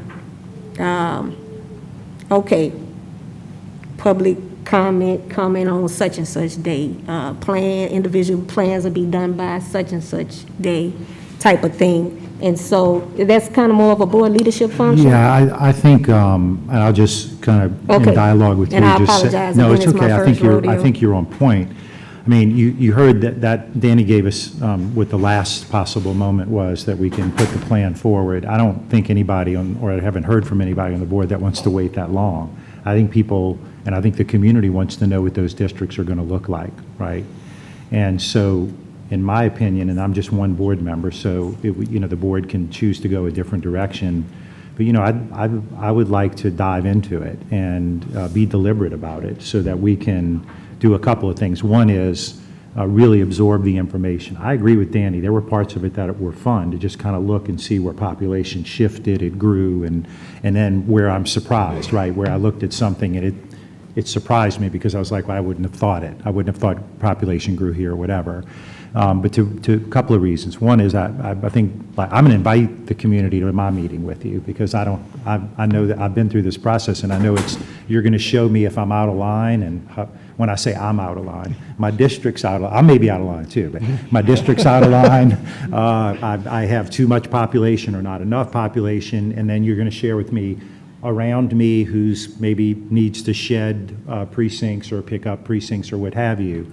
And that's the first time you sort of wrap your head around it a little bit. And so, you talked about getting us perhaps some information at the retreat. That would be a good start. I'd actually like to see I'd like to see you start scheduling individual meetings ASAP. It doesn't mean we have to move the plan forward ASAP. We can put it off if we want to, but I'm confident we're going to be able to get together and move deliberately and get something done. And I would like to see us get something done before the end of the year because right now we're a year from our election, right? And we're way under a year for qualifying. And I just think I think if people want to run for the school board, they ought to know what their district is far enough ahead of time so that they can make their plans, whether it's an open seat or, whether someone's running for reelection. I think the sooner we can do that without sacrificing quality, the better that we can do that. And I think if we get into that, so we dive into it, and people feel uncomfortable on the board, we can back off of it and say, well, maybe December's too early, maybe we move it to January, or what have you. I think that where the brass tacks come is where the law requires us on the publication, and you put the Advocate up there, but it's the official journal, right? Yes. Yeah, I figured John George has probably paid you to do that. I'm just kidding. That's good when you can get the name of something in there, but the official journal, that's where it starts to get, where we get into some tight timeline. So that would be just generally how I feel about it. I don't know if that helps answer the question. I didn't know how quickly he was getting the data into the system. Okay. That's the key thing. But I mean, I'm ready to meet with you tomorrow. I'm kidding. I can't meet with you tomorrow, but I'm ready to meet soon to try to get that part of it, Okay, so in my typical nature with stuff, if maybe me and you could get together and then what's reasonable based on the amount of legwork, and we put a tentative timeline Sure, together for I the like it. community? All right, okay. And I actually have already looked at like sort of if your goal is at the end of the year, I don't think anybody wanted to be having a meeting on December 31st, but the meeting on December 30th, I've actually already worked back what the days are, when the publication would have to be, because you could have the publication and within that 20-day period, that's when you also have that public event, which would probably be a good idea because that way they will come out in the paper, people have gotten a first look at them, then in that you could actually not only notice the meeting at which they were going to be adopted, but also the fact that they were going to have the opportunity to come get a little bit more information more closely. Yeah. Okay, Good? yep. Thank you, Vice President Collins. Thank Ms. you. Ware Jackson. Thank you, President Tapman. The census has already come out, right? Yeah, We've got some They information. released the basic census numbers in early September. We are in the process of taking the block level data and inserting it into your existing districts. Yours is a bit more challenging because in most places, for example, in LaSalle Parish, it's much easier because LaSalle Parish School Board has the exact same boundaries as LaSalle Parish. And so we're able to input the data much faster in those parishes. Dr. Blair had hoped to have had it for today, but he got sidetracked at the legislature, and he will have it done this weekend. So we will be able to get it to you ahead of your Friday retreat. Okay. So the census data will report any changes in the demographics of the school district as it's currently drawn, right? And then will the 9 voting districts reflect the overall changes in the demographics? Yep. What you'll get is you'll get what the 9 current districts are as they are geographically drawn. You will get what the census data is of each district, broken down demographically. So you will know that, because that's the first thing you have to do. Is you have to look and see, of your 9 districts, are any of them plus or minus 5% off your ideal? And having done this before, you know the ideal is you take the total population of the school district, divide it by 9, and that's your target. So what you will have is you will know which districts went up in population, which went down. And then when you look at the whole district, as the whole school district, you'll then be able to see which direction districts have to push in order to pick up or shed population. Mm-hmm. So, but we are looking at the boundaries of our school system. Yes. We're not. Just your school system. So it's not entirety of East Baton Rouge Parish. It doesn't include the Baker School District, doesn't include the Zachary School District, doesn't include the Central School District. But as you're aware, we do have a piece of the East Baton Rouge Parish school system that's actually just north and is actually cut off because Baker and, Central and Zachary meet, and they kind of cut you off. And then the boundary around Baker is rather intricate. But it'll just be your school district. So you will know the total population, according to the census, of the entire East Baton Rouge Parish school system. You will know the population of each of the 9 districts as currently drawn within the school system. That will tell you which districts need to get larger or smaller to keep them approximately equal in population. Mm-hmm. Now, it doesn't, I know I've had people bring up, it's not going to tell you anything about students. It's not going to tell you, how many students are in it. Now, we are able to break the census numbers down by 18 and older. We can also get registered voter data, but the interesting thing about registered voter data, it's not linked to that one census date. Registered voter data changes every day. So when you go pull registered voter data, that's the registered voter data just for that day. So we will pull registered voter data for a specific date, because sometimes that is a consideration on a district, particularly when you're dealing with Section 2 issues. So the new districts, the new voting districts that we put together will be reflective of the demographics that we find from the census, whichever kind of changes yes.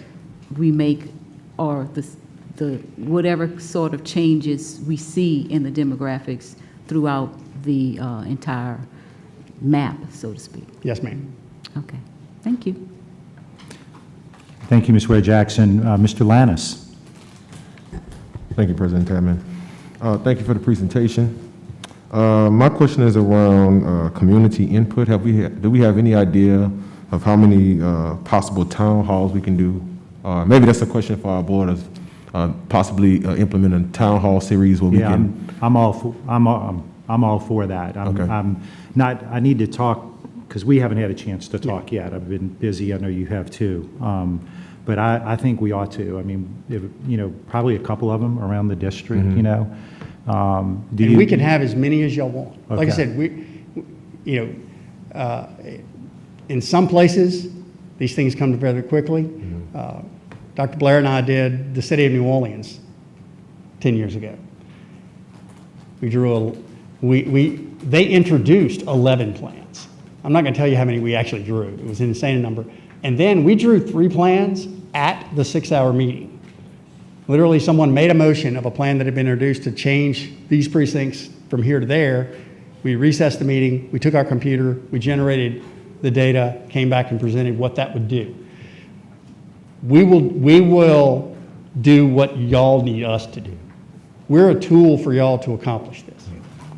Absolutely.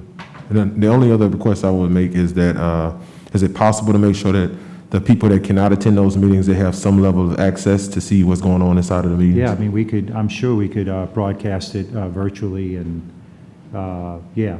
I mean, I'm sure we could do, I'm looking around and all of the smart people in the room are shaking their head, yes. So I think, and I'm all for that. I definitely want to make sure that, I thought the last process we did was very, very open and transparent. I want to make sure that it's the same here. So you bet. Okay, thank you. Thank you, Mr. Lannis. Just a couple of questions, and I don't mean to throw a curveball at you. I probably should have called you, but do you know about, under the current districts, not the ones we're going to, that it will be changed? Well, first off, let me ask you this. What kind of animal does my district look like? Because I'm all the way out by the water slide, and I finish up at Independence Park on Florida Boulevard. So, I'm kidding. I don't want you to. I have your map right here. I hear you. And again, you saw it. You try to be as compact as possible, but sometimes, particularly if you're trying to keep communities of interest together, oddly enough, people tend not to flock in square blocks.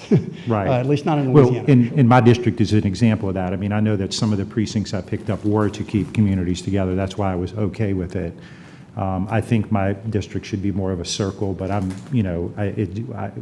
one thing do you know about the size though of the district? I mean, how many? So it's what's about the population of each of our districts? Do you know offhand? Of your current, from the prior, I don't have it off the top of my head. Okay, it's all right. I just think. What I can do is I can actually, and I'd be more than happy to do it. I can do it this evening. I can send you the district summaries from the plan that was pre-cleared by Justice. Okay. Yeah. And I think I asked that because I remember they're similar to the size of like a house district, right? Or is it ballpark? Yeah. Well, I mean, if East Baton Rouge Parish is somewhere in the neighborhood of 450-ish. But again, you're not all of East Baton Rouge Parish, but you are.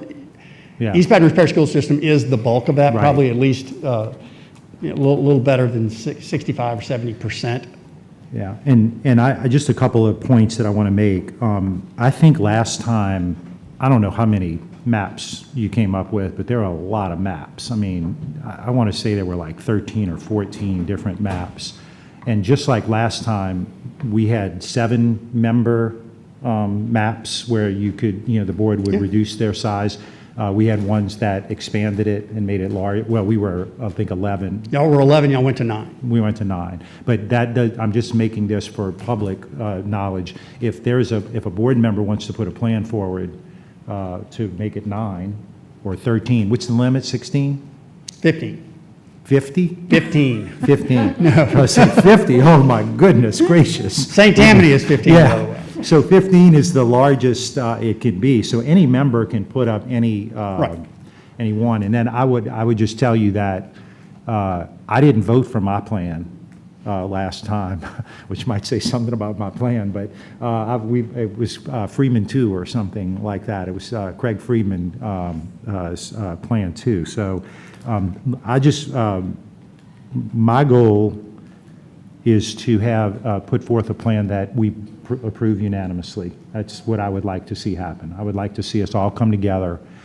It's a little harder than I think for those of you who, I know Evelyn and Jill and Connie have been involved in it, but it's not really just going to pick up a precinct, right? Because if you pick up that precinct and it throws your demographics out, your population, your minority population, you can't do it. You can split a precinct, but then you might have to take 2 precincts. It's kind of a little bit of a puzzle, but I do think that we should and can work together to put together a plan that we will all agree on, that will be good for the community. There are some things I would like to see, but I'm not going to, I'm going to fall on the sword for them, but I would like to see our districts more closely resemble some of our attendance lines as best as possible so that there's some continuity there. I know it's not something we can always do, but I think there are other considerations like that we could do. I'm all over the place. Again, my district stretches. It's not as bad. It's not bad. It's not as challenging as if you have Northeast because you have to cross sort of no man's land to get there. That's really a stretch, non-contiguous right? district. Right, a That's non-contiguous not common. district. But, and look, if my district, the way it's lined up is the way it's supposed to be, then that's fine. I'm good. I just think we can work together. I think we can do it efficiently, and I would like to see us do it if we can by the end of the year, and if we can't, sooner than later, so that we have the opportunity to let the public, so that the public will have a great understanding. I love Mr. Lannis's ideas about community forums, and I would like them to be geographic so that we can get out into different areas of the community and hear from the public about what they think works best and so on and so forth. So have you, and I'm going to ask one more question, and I realize you're still putting the data in. Have you seen some big demographic shifts in Baton Rouge? I haven't. Dr. Blair's been putting the data in, so Okay. I haven't seen it. Okay. Like I said, this weekend is really where I'm going to get the first look at the actual numbers. You bet. But, and look, it's not uncommon to have shifts. I mean, I've seen situations where people tell me, well, we don't think we have to do redistricting because our population didn't grow or it didn't fall.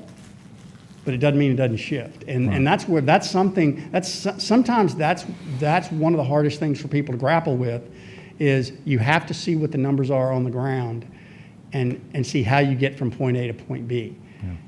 So I thought you did a great job last time. I think you and I met 4 or 5 times. I think we met as needed, and I know other members met with you a lot. And so I know you're going to be very accessible to us, and I look forward to working with you. And the board's clear, so thank you for your presentation. We appreciate you being here. Look forward to working with y'all again. Thank you. We move now to item H1, board appointees to community agencies. Are there any reports for any board members serving on Mr. Lannis? Yes, sir. Thank you again, President Tatman. I'd just like to say thank you to my board colleague, Ms. Bernard, as I said last board meeting, yourself also, for your diligence in helping me to join the EBR Foundations Board. It's been a very promising process thus far, and I just had a few updates to give. In regards to Hurricane Ida response that I didn't get a chance to give last time. So the foundation has reached out to the community on a local, statewide, and national level on behalf of Hurricane Ida recovery needs of EBR. In the midst of doing so, the foundation helped facilitate a long-time donor, ExxonMobil's donation of 16,000 gallons of fuel for EBR's transportation department. As you all know, fuel was at a premium the last couple of weeks, which makes their gifts that much more valuable. I'm sorry, this mask was bothering my mouth.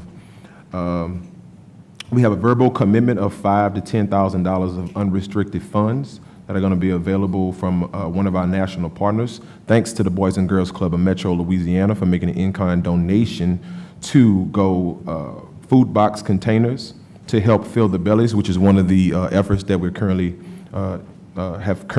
created for our community. The foundation is in discussion with the Baton Rouge Area Foundation, Capital Area United Way, and several other funders for long-term solutions. And the community can too help. Every dollar counts. Individuals can contribute to the emergency fund efforts for EBR students by going to www.foundationebr.org. That's www.foundationebr.org to give.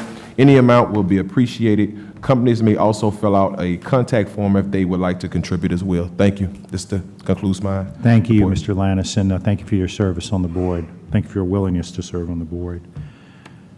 Seeing no other board members wishing to make a report, we'll move to the consent agenda. Ms. Ware Jackson. Thank you, President Tatman. Consent agenda. The following items are to be approved as part of the consent agenda. The following items are considered to be routine and will be enacted with one motion. There will be no separate discussion of items unless a board member so requests, in which event the item will be removed from the consent agenda and considered as an item on the regular agenda for a separate vote preceding the last item on the regular agenda. 2, grants. Consideration of a request for the approval of the following grants. A, 2021 Supply Building and Access Expansion Grant in the amount of $100,000 to develop a strategic plan to expand seats and sustain funding for children under 5.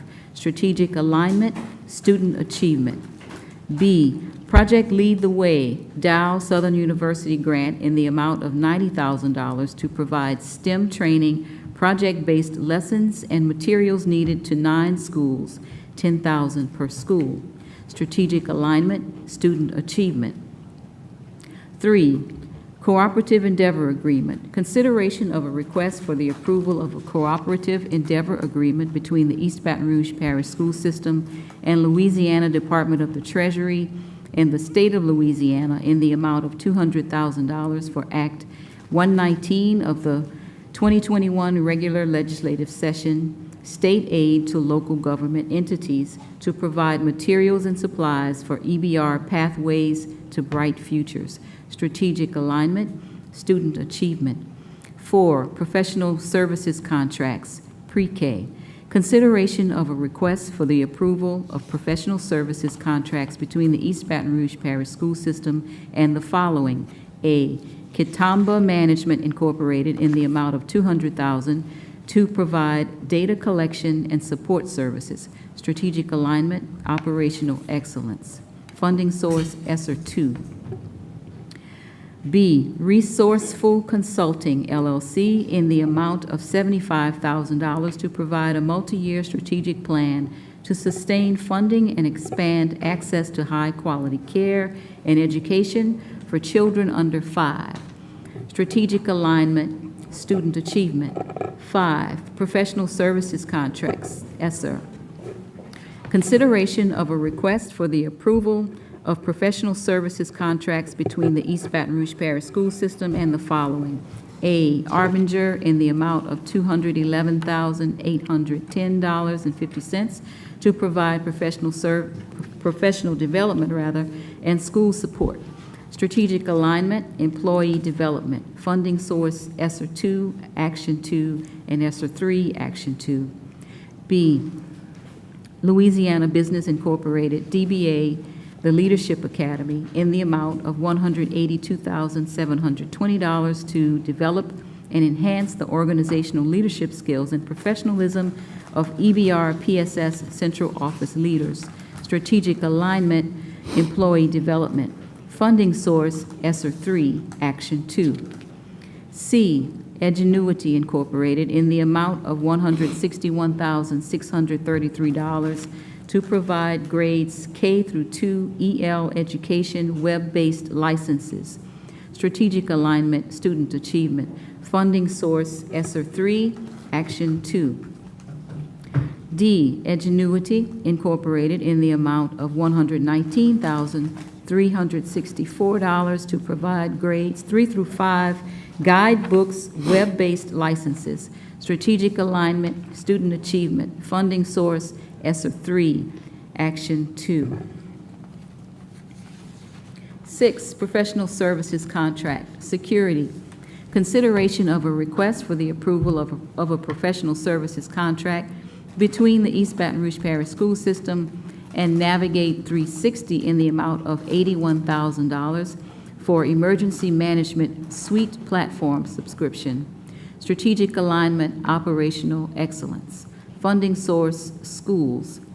7, Memorandum of Understanding, MOU. Grads Give. Consideration of a request for the approval of an MOU between the East Baton Rouge Parish School System and Grads Give to provide alumni fundraising, strategic alignment, exemplary customer service. 8, Memorandum of Understanding, Our Lady of the Lake Children's Health. consideration of a request for the approval of an MOU between the East Baton Rouge Parish School System and Our Lady of the Lake Children's Health to provide athletic training services, 3 full-time athletic trainers, to support middle schools, strategic alignment, operational excellence, funding source, in-kind grant. 9, pupil progression plan, consideration of a request for the approval of the 2021-2022 school year district pupil progression plan, strategic alignment, student achievement. 10, policy, consideration of a request for the approval of the following school board policy revisions and related matters: JD discipline, JCDAB, student alcohol and drug use, JCDAC, dangerous weapons and firearms, JDD, out of school suspension, JDDA, in school suspension, and JDE, expulsion, strategic alignment, operational excellence. 11, litigation, consideration of a request for the approval of the recommendation from Mr. Gwen Shamlin, General Counsel, EBR PSB, in the following matters. A, Nicholas Perron versus Berkeley Insurance Company et al., suit number 660465, Section 27, 19th Judicial District Court, Parish of East Baton Rouge, State of Louisiana. B, Francis Stedge versus EBR PSB and Jessica Smart, suit number 667205, Section Division 22, 19th JDC, Parish of East Baton Rouge. And that's the end of the consent agenda, and I so move. We have a second on the consent agenda, seconded by Mr. Lannis.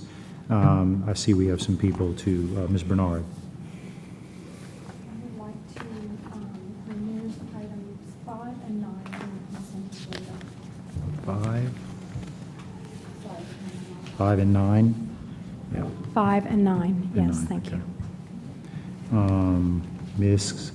Collins, I need to remove item 4. which one? 4. 4.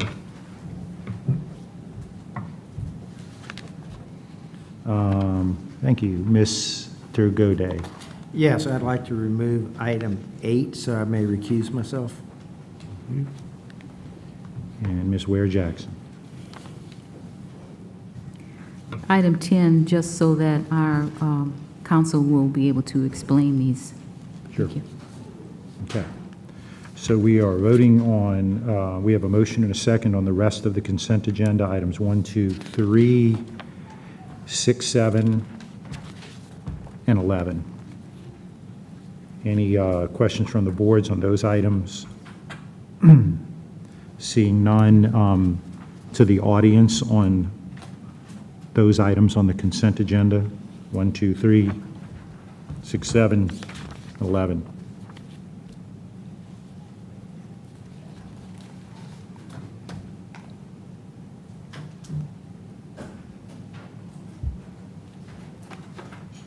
Hi, my name is Daniel Lampford.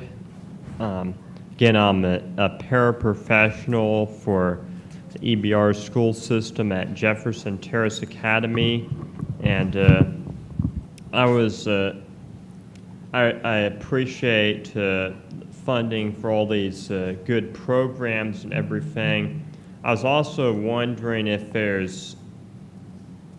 you could consider funding to teach students skilled trades such as millwright and welding, that kind of thing. I know I participated once in a good program with Breck, well, it was by Breck, and it was a millwright program, well, both millwright and welding. One of them was at the Workforce Development Center on Baker Boulevard, and never was at Baker High School. But anyway, my point is, I was wondering if we could also consider helping students out in those skilled trades, because those are very much needed. Thank you, Ms. Lampert.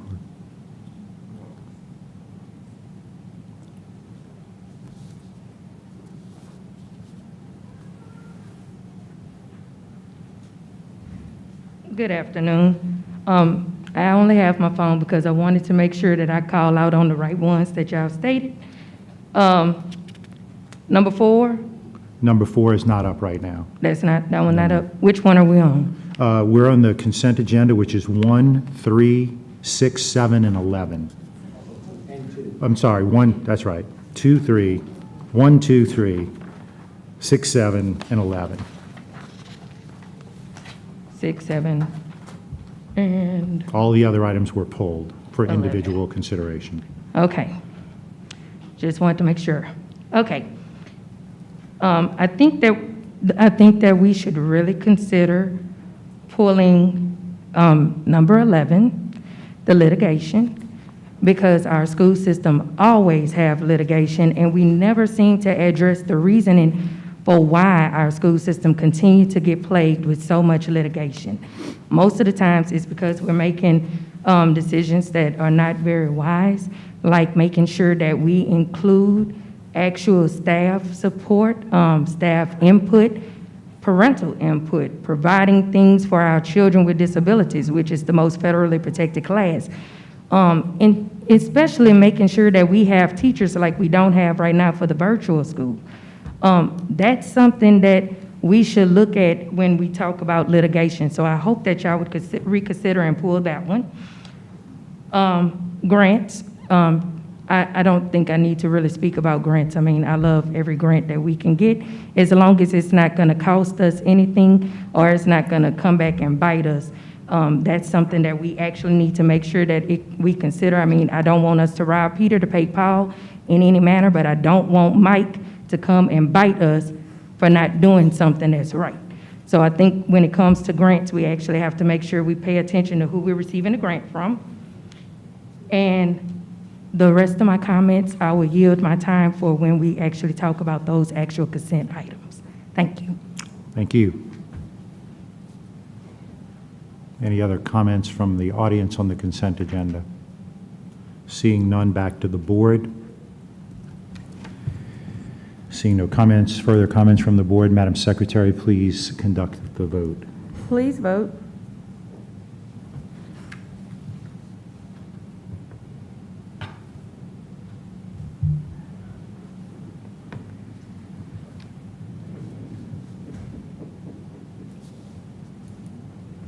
The motion carries.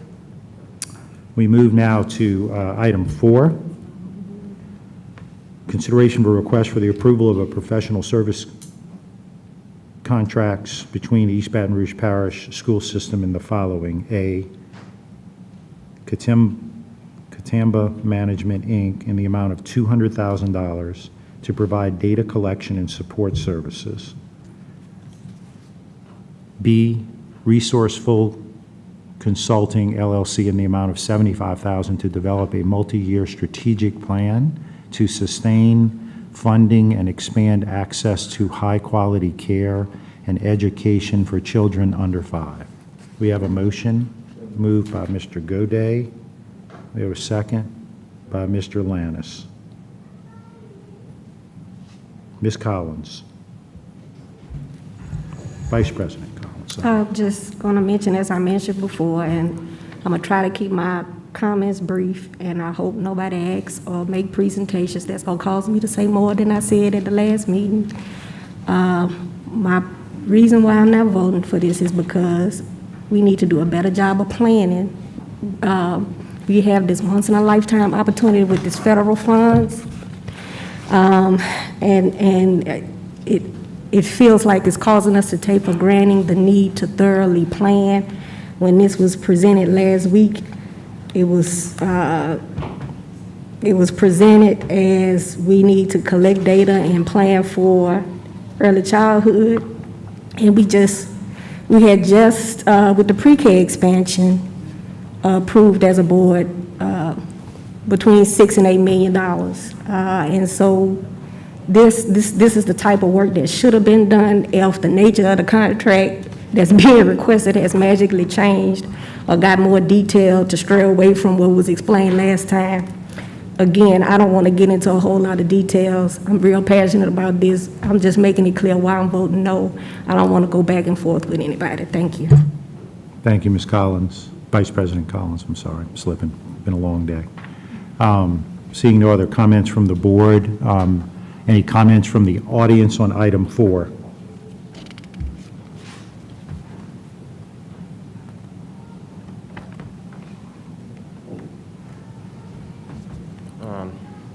I just want to mention that we definitely want to support our younger learners, but we also need to be understanding that I know for me in particular, I was a slow learner, and I learned I was probably about 6 years old when I was first learning to read and stuff, so I just want to make sure that we are respectful and understanding of the parents who may not be able to, send their kids to school that early and that, under the age of 5. And I'm not sure how many you'll get. So we just have to be careful and understanding about that. All right. Thank you, Ms. Lamcourt.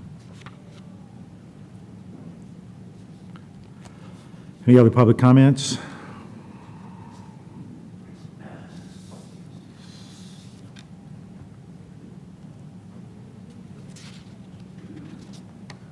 I can't believe that you want to waste $75,000 on a New Orleans consultant to figure out where to put pre-K kids when you already have CSRS engaged. I also don't think it's reasonable that you do a non-competitive agreement with a New Jersey company to study pre-K data. Just because the DC school district used Katamba doesn't mean it's a good idea for you. So I've heard board members clamoring for how are we fitting all this stuff without blowing the entire ESSER budget on these non-competitive contracts, and I still haven't seen that be produced. I mean, they're tied to the crappy strategic plan, big deal, but we can't tell how many times you've spent the ESSER money, and I suppose that's by design. So I think the goal here is for Dr. Narcisse to spend as much money as he possibly can before he leaves town without ever actually accomplishing anything other than providing contracts for people he's worked with in the past. So at some point, I would hope there is a limit that you won't let this go past. I doubt it, because I've been watching you for several years. So I suppose you'll go ahead and pass this, but these are a bad idea. The ones on the next item are even worse.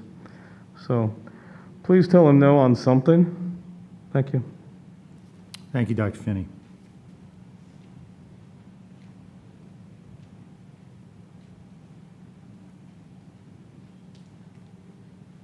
Great evening.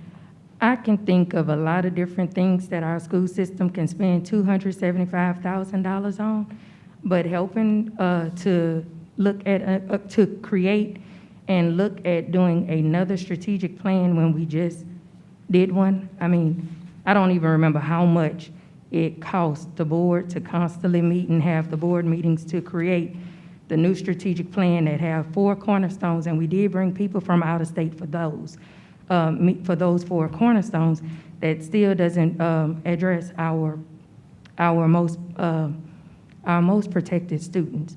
So I'm inquisitive on what else we could spend $275,000 on. We could spend $275,000 on bringing Northeast Elementary's playground up to code, because it's not in ADA compliance. We can use $275,000 to bring some of the other school systems' playgrounds up to code, because they're not in ADA compliance. We can use $275,000 to bring the ESS transfer area up to code, because it's not in ADA compliance. I mean, have you actually seen the ESS transfer, all the mud that the children with disabilities that are in wheelchairs have to actually try to be pushed through? It's not equitable. It is not equivalent to what the regular transfer look like. So when we talk about all this money that we're spending, I can look and think of many things at the 83 schools that our school system have that we can use $275,000 for to actually help our children, including our children with disabilities, to receive free appropriate public education. But to tell me that we're gonna use $275,000 to create another strategic plan makes no sense. How many strategic plans do we need to create before we actually implement? That's my question that I leave on the board members tonight. Thank you. Thank you, Ms. Corley. Any other comments from the audience? Seeing none, back to the board. Oh, sorry.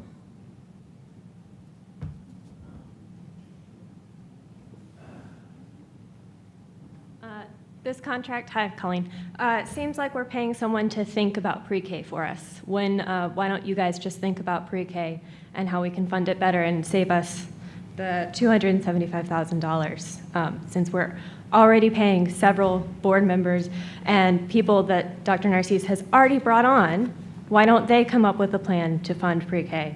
I can tell you one right back off the back. Why don't we actually tax Exxon instead of just waiting for them to give us gas? Thanks. Thank you. Any other comments from the audience? Seeing none, back to the board. Mr. Goday. Yeah, I would just like to make a few quick comments. First of all, I want to apologize to our superintendent. It seems like some members of the audience does not have the ability to debate an idea without throwing out personal slurs. I can assure you that I know that you're doing everything you can with the interests of the students in heart, and a debate of ideas is certainly open and encouraged, but debates of ideas do not need to get personal on that. So for you, I apologize for that.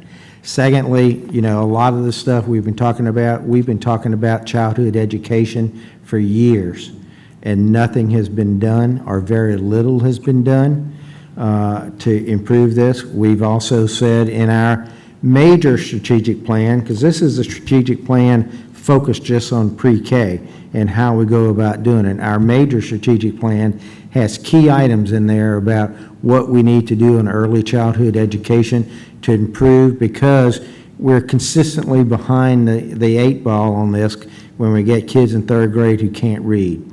So if we really want to make some change, and if we really want to make some progress, we can't stay with the same old ideas that we've been doing time and time again and expecting a different result.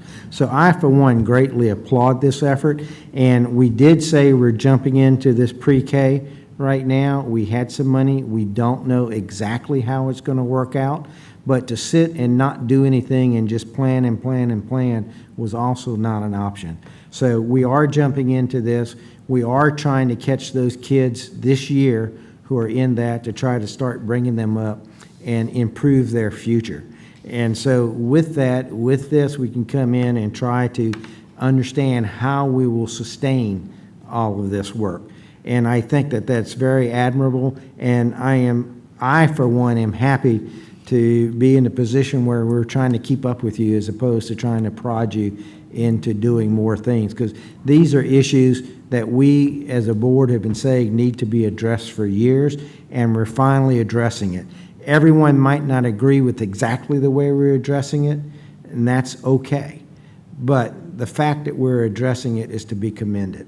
Thank you. Thank you, Ms. Goday. Vice President Collins.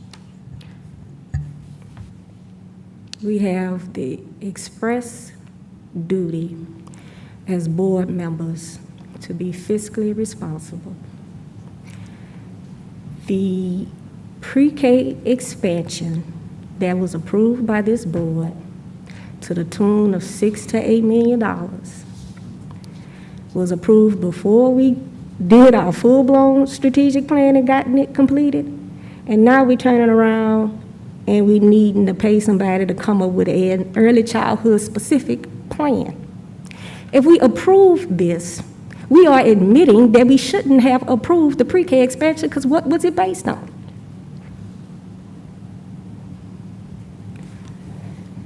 I also want to just clear up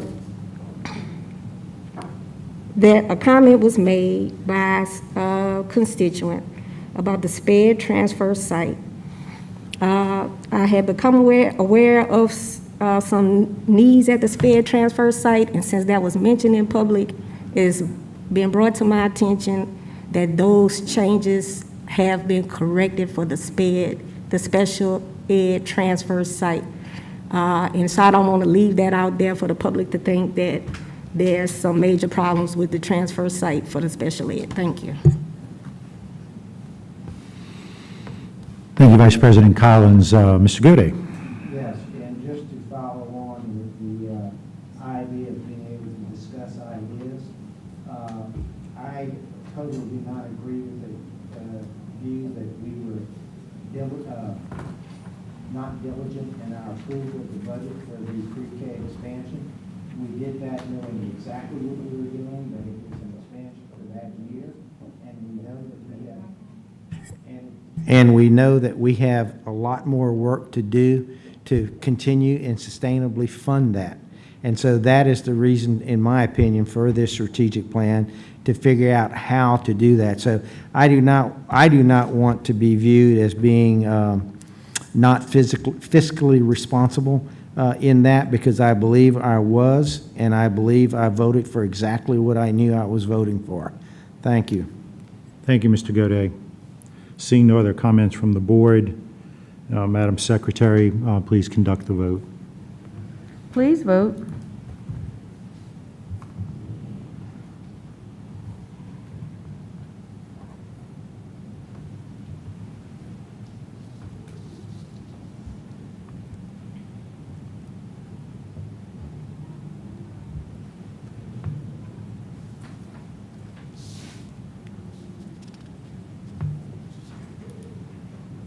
The motion fails.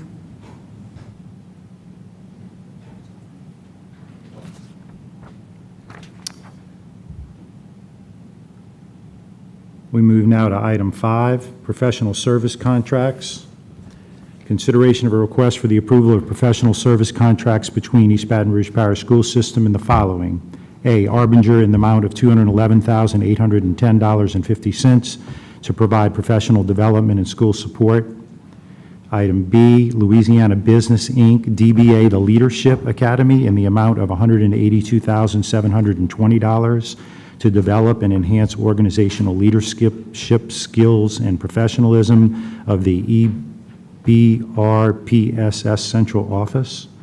C, Edgenuity, Inc., in the amount of $161,633 to provide grades K through 2 EL education web-based licenses.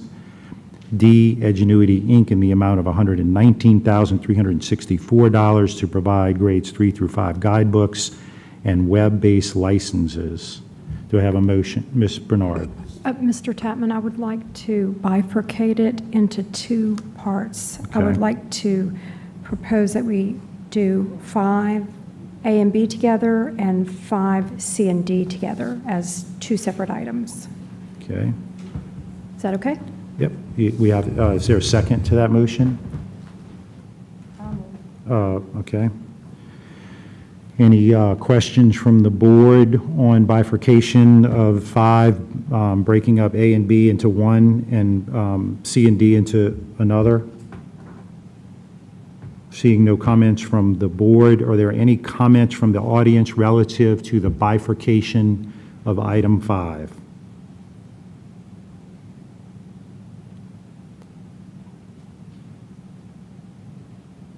Seeing none, back to the board. Madam Secretary, please conduct the vote on bifurcation.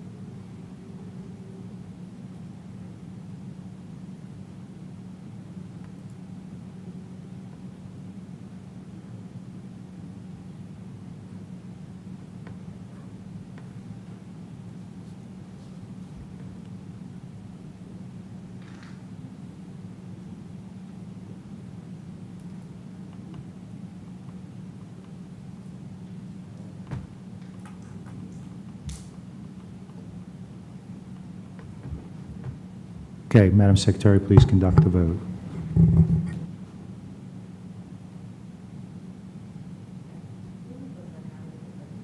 Say that again. Dawn seconded it. Please vote.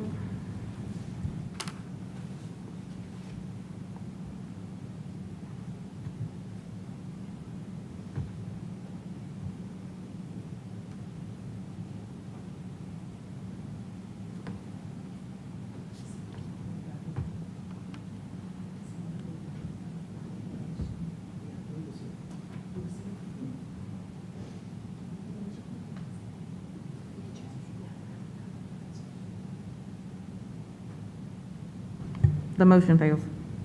The motion what? Fails, okay. So we're back on 5. I read it already. Is there a motion to approve it as is? Moved by Mr. Godet and seconded by Mr. Lannis. We are now on item 5. I see no comments at this point from the questions from the boards. We'll take comments from the audience on item 5.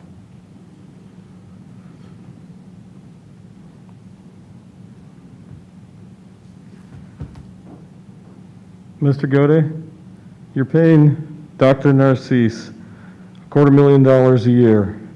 He's an adult, he can take it. Don't ever apologize for anything I say again, please. Thank you.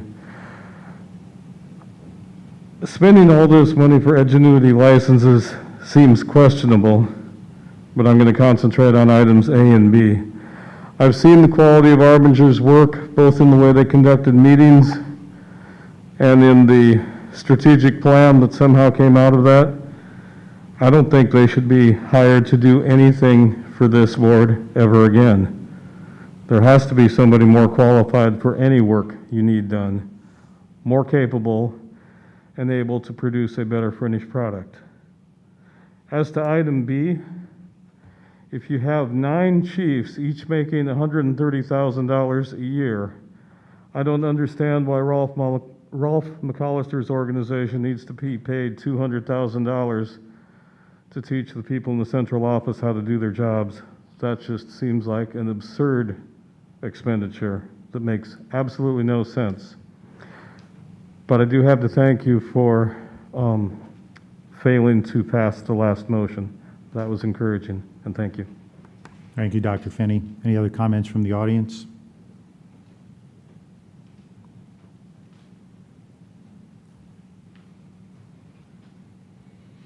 Okay.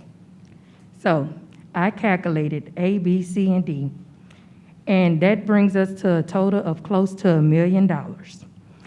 Now, I could think of a lot of things our school system can use $1 million to actually help our staff and students. But right now, all of this professional development that we have been doing is causing fatigue to the staff. I can call central office and I never get a chance to get in touch with anyone, not one person. Check the voicemails, I leave them. I can't talk to anybody because they're always in a meeting, in a professional development or training. Principals cannot supervise the staff as needed because they're always in some type of professional development. The teachers, they go home on their personal time and actually have to do professional development. When are we gonna say that it's not business, but that we actually care about our children and our staff? I do recall us passing something about social emotional learning, but we're not thinking about the social impact on the staff that have to work with our kids. There's no way on God's green earth that we should continue to give somebody money to try to give licensures for them to actually do something on the internet. I do stuff on the internet daily, and I don't have to have a license to do it. We can all access Google on the World Wide Web. You don't need a license for that. Chrome either. And we do use MS Teams, and they don't have to have any web licensing for that. Why do we keep just throwing money away? Some of that $1 million we can use to make sure that we hire and fill the 143 vacancies that we have.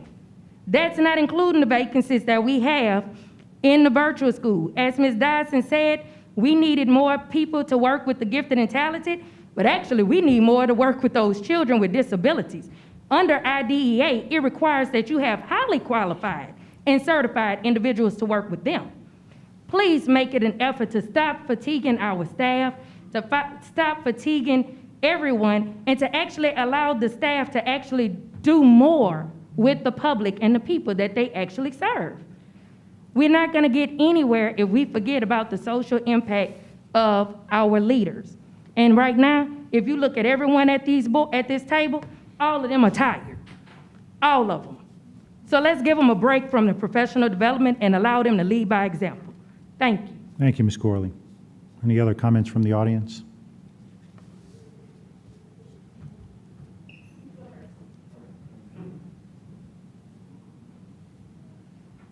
Yes, I've noticed that a lot of the professional developments are during class time when teachers are supposed to be teaching and paraprofessionals like me, by the way, I do hope to become a teacher as well, are supporting students, and we don't have time to leave our posts and join those professional developments, especially with how short-staffed the school system is. We need to continue providing support as much as possible unless there's an emergency or something that we have to attend to.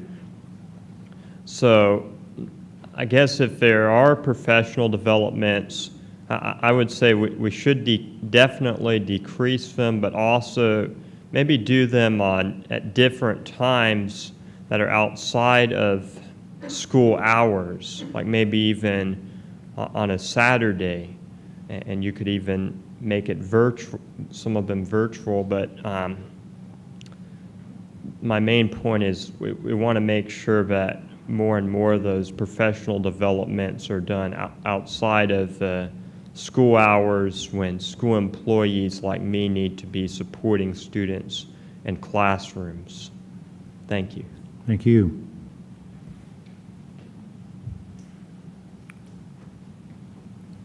Hi, Colleen.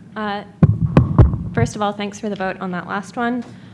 Looking at these contracts and the other contracts that we've had over the history, it seems like Dr. Narcisse's plan as a leader of this district is to say, let's pay someone else to do it.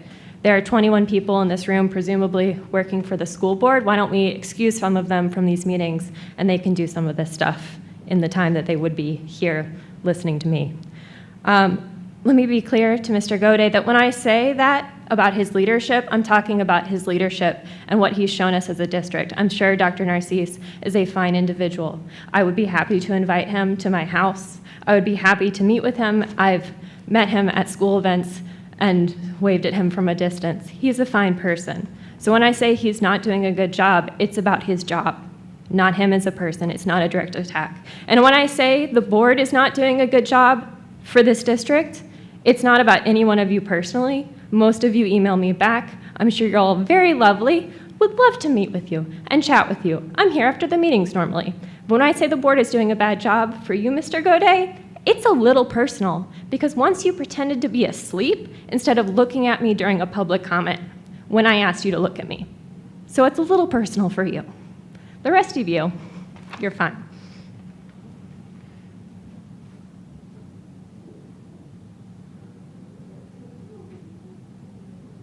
Any other comments from the audience? Seeing none, back to the board. Just a point of clarification, there was a comment made that these items are $1 million. They're $675,525. Just wanted to make sure that the record was clear on the amount. It's a big difference between 675 and $1 million. Just again, for record clarification. Seeing no other comments from the board, Madam Secretary, please conduct the vote. Please vote.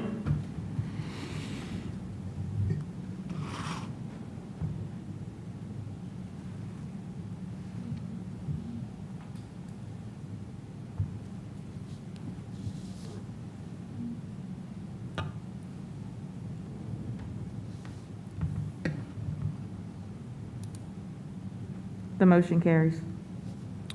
We move now to item 8, consideration of a request for the approval of an MOU between the East Baton Rouge Parish School System and Our Lady of the Lake Children's Hospital to provide athletic training services, 3 full-time athletic trainers to support middle schools. Do I have a motion?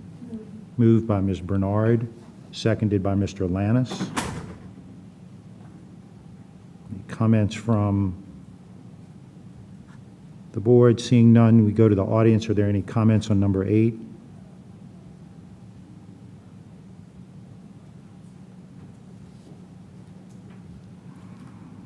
My understanding is this is about supporting students in athletics, which is good. I just want to make sure that our main focus for our school system is in supporting students academically.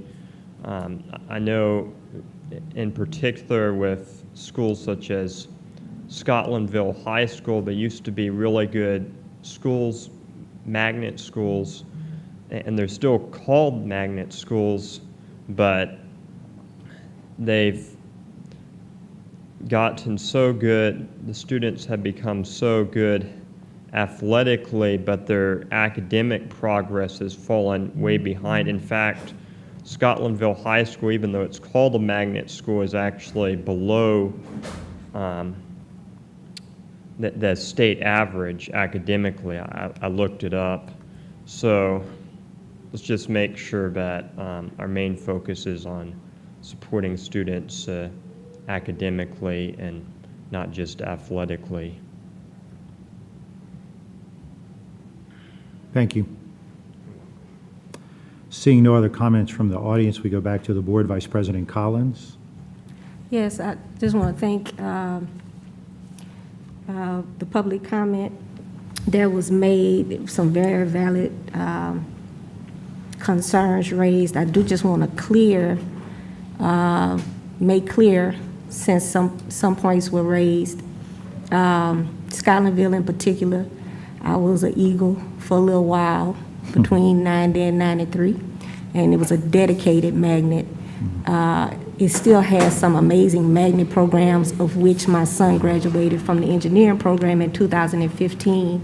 And that's why some schools that are not dedicated magnets still have are still referred to as magnets. So just so that the general public can be aware that there's some type of magnet programming on those campuses. So I just wanted to educate our public commenter. I apologize that I don't recall your name, but I wanted to thank you so much. I just wanted to mention that so you can know what that was about. And then also too, I will have to, I'm always about my mighty Bengals over there at Bel Air, and I still am. But I am a little jealous at Scotlandville's athletics, because they in particular do a good job of being strong athletes, and those particular athletes, many if not most of them, have strong GPAs. So in that particular example that you lifted up, that school does pretty well in those two regards. So I just wanted to mention that. Thank you. Thank you, Vice President Collins. I also want to make a point on this item, as I appreciate it. It's a donation. It doesn't cost us anything. There are no resources being expended. So this is something that Our Lady of the Lake is going to provide for us at no cost to the district. And since they offered it, we freeze a good price. And I know they're a quality organization, and so I just wanted to make that point. Mr. Lannis. Thank you, President Tapman. I too, like you, just want to extend a thank you to Our Lady of the Lake Children's Hospital for this charitable donation. Thank you. Thank you. Seeing no other comments from the board, Madam Secretary, please conduct the vote. Please vote.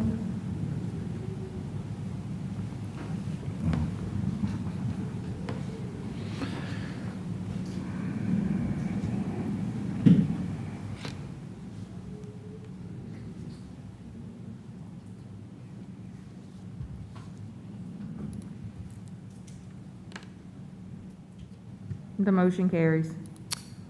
We move now to item 9, consideration of a request of the approval of the 2021-2022 School Year District Pupil Progression Plan.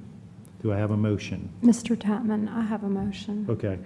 I move that we adopt the pupil progression plan with language amending the provisions on page 34 and 35 to provide valedictorian and salutatorian honors for gifted students and all other students in high schools with board-approved gifted programs, and defer other changes until the committee provides recommendations on this matter in the spring of 2022.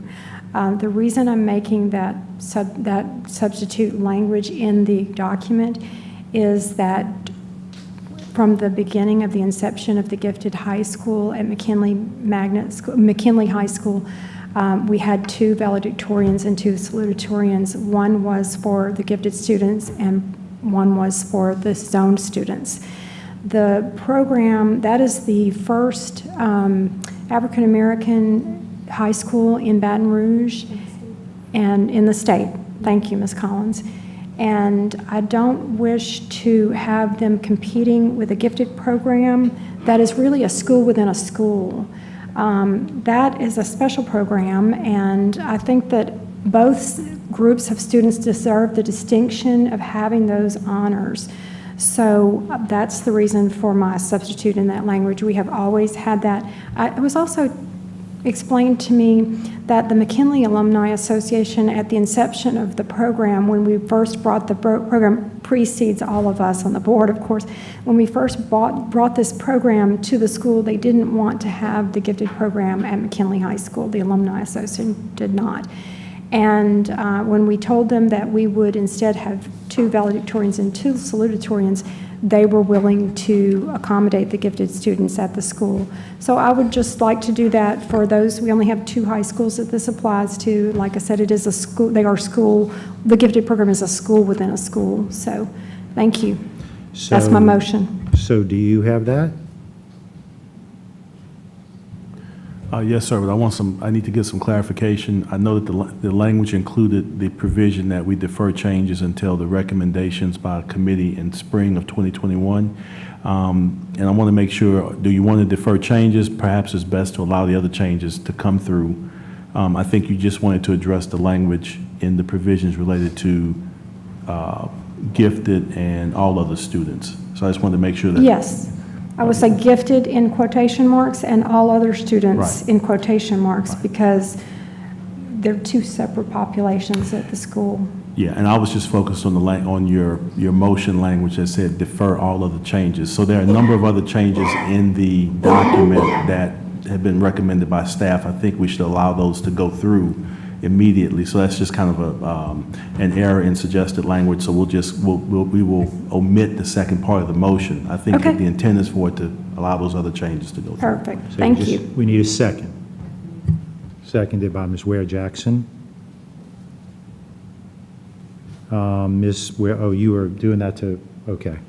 Would you like the floor? Good, okay. Ms. Dyson.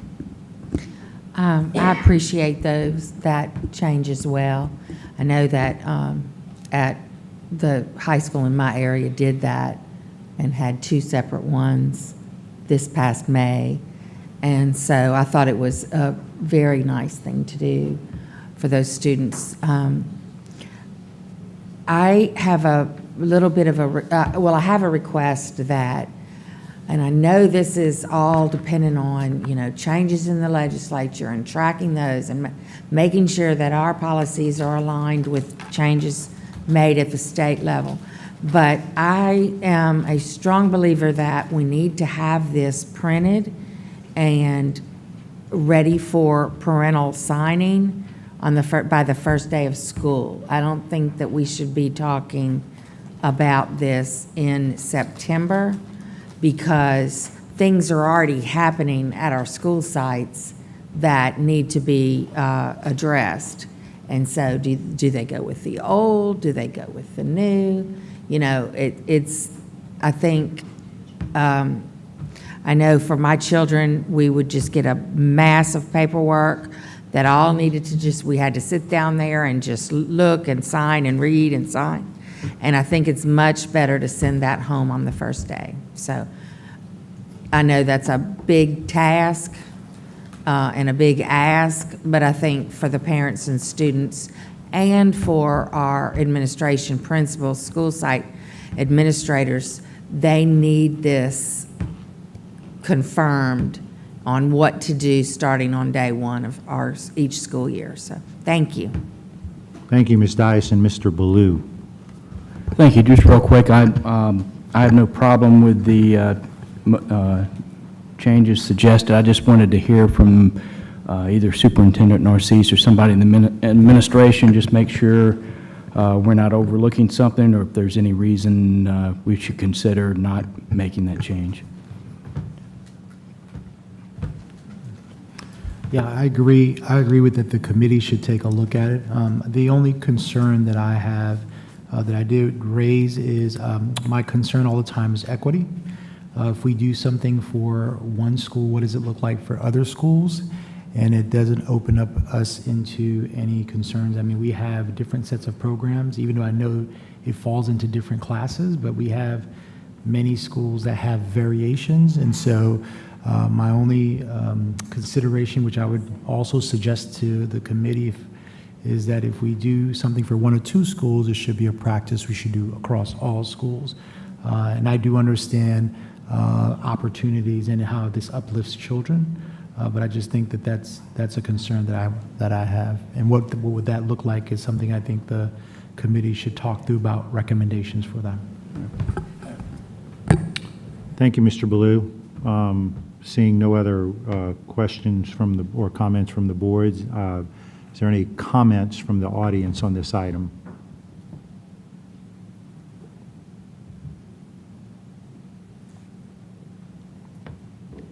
First and foremost, I would like to thank Board Member Bernard for that motion. I highly, highly recommend and encourage that you actually follow that recommendation and approve it.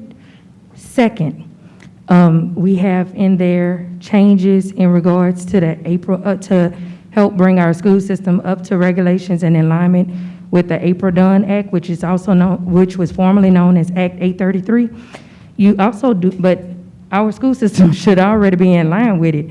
The only thing that changed by Act 833 was the name. We changed the name of Act 833 to April Dunn Act because April Dunn was a Glen Oaks High alumnus from EBR school system that actually spoke about how important it was for her as a person with a disability not being able to receive a high school diploma, but attend school all the way up until the age of 21. Our school system is supposed to follow that law. So to hear that our school system and read that our school system was not in line or that we're trying to get in line is a problem. Because now that means that we have knowingly admitted that we have not been providing the children that have been on that track for all these years everything that they're supposed to get according to the law. I'm strongly encouraging our school system, our school board, to also have our staff to look at workies. Workies is also something that our children with disabilities our children with disabilities actually do. It is another track. So children with disabilities like my child who actually can meet the qualifications to graduate can actually receive a real high school diploma, but they actually just have to have some little manipulations when it comes to the standardized tests, and one of them is called workies. I think that when we bring proposals like this to the table, that we need to make sure that we have someone that is very, very knowledgeable with the laws as it relates to the children with disabilities. So as of right now, I would strongly ask the board to approve Board Member Bernard's motion, but do not approve the rest of the plan until we can actually look at what other problems we have as it relates to April Dunn Act and workies. Thank you. Thank you.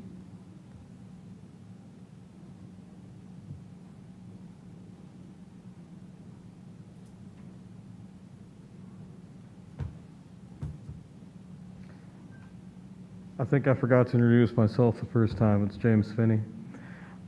Thank you, Ms. Bernard and Ms. Dyson, for your comments. I think making those changes would be a substantial improvement to the plan. And it does seem like there's plenty of time now to put the process in place to have this ready before the beginning of the next school year. Well, a few things happened this year that might have interfered with the schedule. See, that can be nice. Thank you. Thank you, Dr. Finney.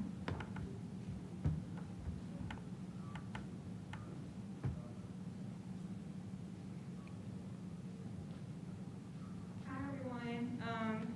I'm coming up here on behalf of Storm Matthews. She is on the phone. Hello, members of the board. I miss your beautiful faces so very much.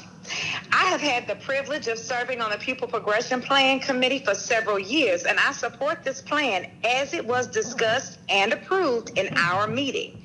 Due to COVID, we had to have smaller meetings. At the later meeting, central office staff pulled the gifted zone valedictorian that had been in place for as long as we all can remember. I say probably DSEG. The zone children have worked hard to attain that distinction. Plus, the real issue that we really need to look at is to attain the gifted status. You have to have the resources to have that. So that's a socioeconomic issue right there. The vast majority of children don't have that access. Also, another thing, the elephant in the room, and just because I'm Storm Matthews, I'll be the one to say it. This is a historically black school. And if we only have one valedictorian, it'll be a white or Asian child if it's the gifted, the valedictorian every year that is still a zoned black school. Is that what we finna do? Thank you. Thank you.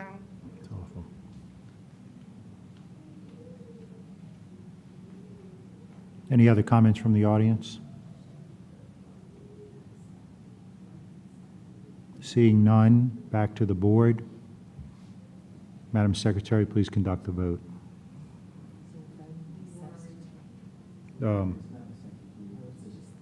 Yeah, it's an original motion.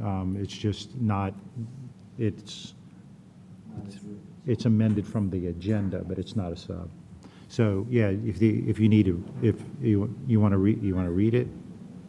What's the pleasure of the board? Would you like me to read the motion? Yeah, sure, let's do it. Motion to adopt the pupil progression plan with language amending the provision to provide valedictorian and salutatorian honors for gifted students and all other students in high schools with board-approved gifted programs. Body clear? Seeing no other comments or questions from the board, Madam Secretary, please conduct the vote.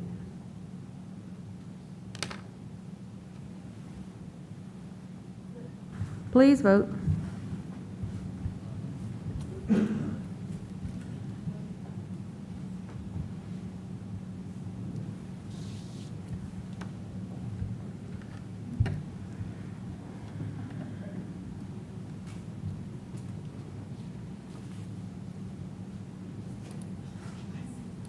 The motion carries. Item 10, consideration of a request for the approval of the following school board policy revisions and related matters: JD discipline, JCDAB student alcohol and drug use, JCDAC dangerous weapons and firearms, JDD out of school suspension, JDDA in school suspension, and JDE expulsion. Do I have a motion? Moved by Mr. Lannis, seconded by Ms. Ware Jackson. Any comment, Ms. Ware Jackson? Yes, I'd like a brief overview of these policies and any changes that would show up in our handbook. Yes, ma'am. Thank you, Ms. Ware Jackson. So this is actually the recommendation of General Counsel to amend 5 policies currently in existence. If you recall back in July of this year, we amended the student handbook to reflect the new legislative changes related to discipline and how we implement and execute discipline in schools.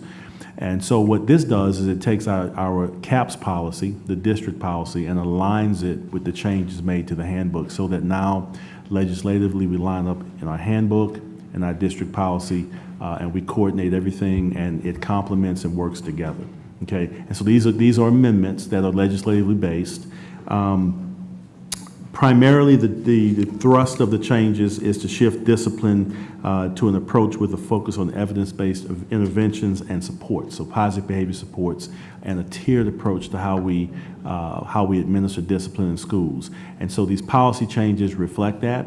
One change that probably doesn't align with that policy change, but is also legislative, is the JCDAB change, which is student drug and alcohol use.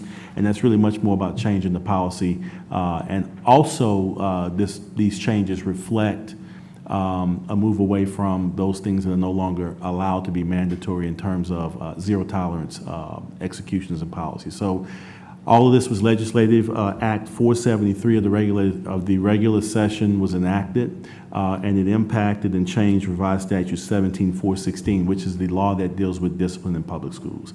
And so these changes all align our CAPS policy with the legislative changes. Thank you, Mr. Shanley. Yes, ma'am.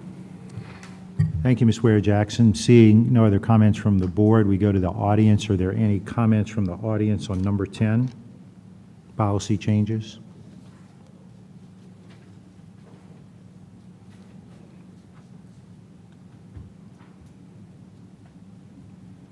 I was waiting all night for these policy changes. We have a student rights and responsibilities handbook printed by EBR school system that reflects August of 2021 of its effective date. And tonight, we bringing forth policies to change in that handbook that parents have already taken home and read. Children have already taken them home and read them. And we've actually had these parents sign saying that they're gonna adhere to that book and have sent it back in. So right now, I am publicly saying I am not in approval of the Student Rights and Responsibilities Handbook printed by EBR. That was a lot of paperwork, a lot of paper that y'all used. That was a waste of money. Killing trees. I know Dr. Finney should appreciate me bringing up our trees and our atmosphere, and we wasted money printing it, and now we're gonna have to print up these policies and disseminate that out to all these students. We have over 43,000 kids to now disseminate these policies to and the new changes.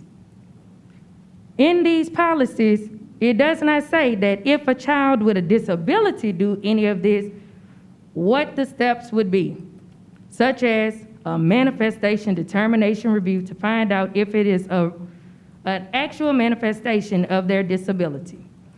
That is federally required. We definitely do not need to approve any more policies that is going to impact our kids when the first 9 weeks have already passed. We already have grades for our kids for the first 9 weeks. So I think that if I'm in total agreement with Ms. Dyson. We need to issue policies at the very beginning before school start and have all of this in place so when we take out the time to print these books that's over 100 pages, that we make sure that every policy is up to date and in line. This one here, we should not approve. Thank you so much, Board President. Thank you, Ms. Corley. Any other comments from the audience? Seeing none, back to the board. Ms. Collins? Sister Karanda, I know she usually has her son with her, and she probably has him in the back and may not have her general counsel. Also, too, for the sake of general public, sometimes people don't know there's legislative policy law, which then impacts different segments of policy. The Student Rights and Responsibilities Handbook is the guide. We have our main book of policy, if you will. It's larger than a book, but we have our main book of policy as a district. And then we turn around and condense we condense that into a Students' Rights and Responsibilities Handbook for what's most pertinent to students. Council had just explained that none of this is changing what's in the handbook. These are different documents that are just getting lined on up. So I just want to relieve, hopefully, our constituent of that concern and any other constituent who may not realize the different moving pieces involved. Thank you. Thank you, Ms. Collins. Vice President Collins, Ms. Dyson. Yes, thank you. So I just wanted to get clarity. So what we'll do if this passes is we will print just the additions that have been made or the changes. We won't have to reprint the entire students' rights and responsibilities handbooks, right? No, ma'am, we won't have to reprint anything. These changes don't impact the Student Rights and Responsibilities Handbook. They change the CAPS policy and aligns it with the handbook. So all of these changes are the same changes. We just made the first set of changes in the handbook, second set with our online CAPS policy, so that all of the rules and regulations align with the new legislative requirements. So no changes to the handbook, no more prints required. We're moving forward. So just for me to get this straight in my head, so were they ready for the first day of school this year? The handbook? No, ma'am, and it was impossible to have them ready. And I'm not making excuses, I'm just going to give you a rough timeline. The session ended in... Because we had a special session? Well, and the session ran late this year, and so we could not convene a discipline review committee until late June, so we couldn't even bring these proposals to the board until July, and it generally takes about 30 to 40 days once you guys approve something to then go to print and issue it to the district.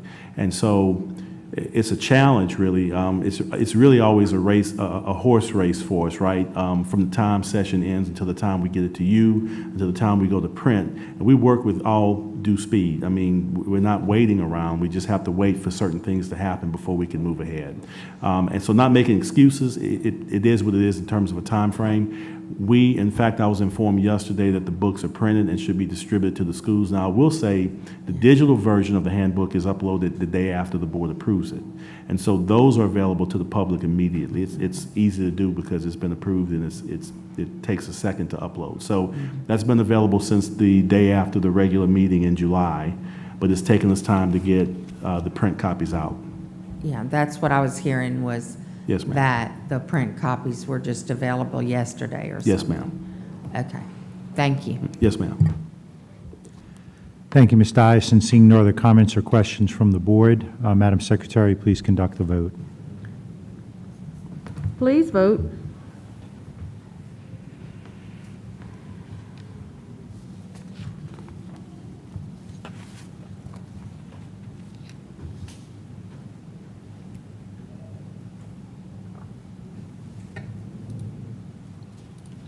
The motion carries. We move now to item J, new business. Item 1, consideration of a request for the approval of a stipend of $1,000 per semester for East Baton Rouge Parish School System teachers who teach students virtually and face-to-face based hybrid for the 2021-2022 school year. Do I have a motion? Moved by Mr. Lannis, seconded by Mr. Ballou.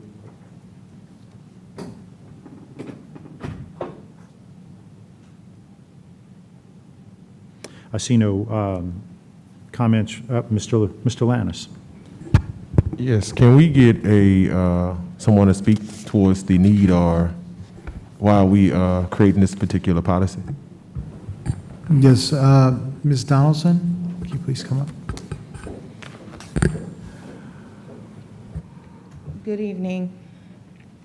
So the Office of Human Resources, in collaboration with different departments and trying to figure out ways to address our shortage of teachers at the virtual school and also across the district. And some of those shortages aren't full day shortages. It may be just a course that's being offered at a particular high school that they only have 5 or 6 students that are taking that course. And so we were trying to think of a creative way to utilize the staff and employees that we have to address those needs. And so we knew that we had teachers last year, many of our teachers, they actually participated and had to do the hybrid learning with students. So many of our teachers built up a lot of skill set in that area. And so we wanted to give them an opportunity. We wanted to utilize our current instructional staff to provide this opportunity to teach hybrid if allowable and if they're interested in doing it. So it's not something that we're requiring. It's not something that we're making schools do. There's actually there's a process with this where if a teacher is interested in participating in this opportunity, they would go online and apply for it. It's a short app, so it's not a full application because they're already our employee. And they can apply online, get a recommendation from their principal, because we don't want to impact the instructional environment at the school in any, have any type of impact in that capacity. And then their information comes to HR, and as needs come, we would be able to contact those teachers, follow up with their principal, and potentially connect them with some students that are schools that may have vacancies or need virtual teaching. How we set it up is that there's 3 different models. And so those 3 different models is the virtual school collaboration hybrid, just to give, and these are really examples of how this can be utilized. So we didn't want to combine it, but we wanted to give you some clear examples of how this could be used. So the virtual school collaboration model would mean that that hybrid teacher would provide instruction to an EBR virtual school students during the regular school day based on courses they are currently teaching. So if I'm currently a social studies teacher and I'm teaching American history, and there may be, so I'll say AP American history, there may be an AP student in the virtual school that wants to take AP American history. That student could stream into my classroom, or maybe 4 or 5 students, or maybe 10 students. Being cognizant of the number of students that I have in the classroom at that block, that student would be able to stream in, and I would be able to teach both classes and both sets of students, and that's at the virtual school.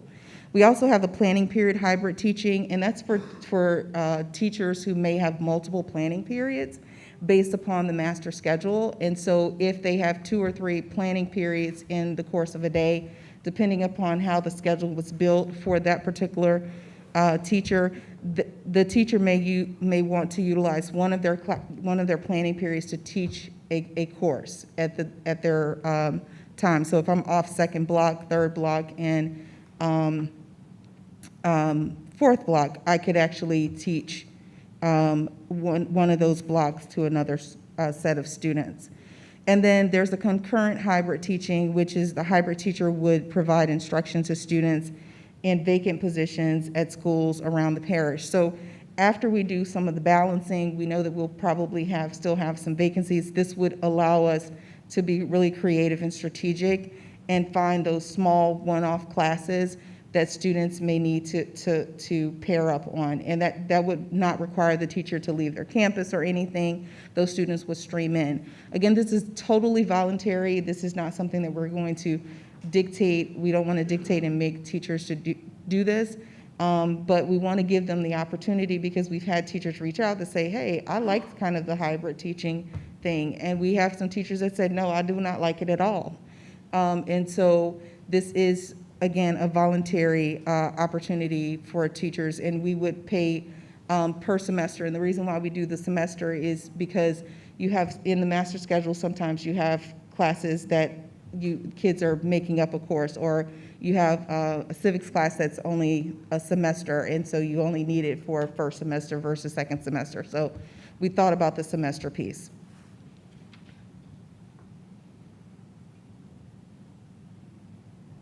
Well, thank you and your team. My hat goes off to you for clearing off the table and trying to be as innovative as possible to try to mitigate a lot of the, teacher loss that we have inside of our classrooms.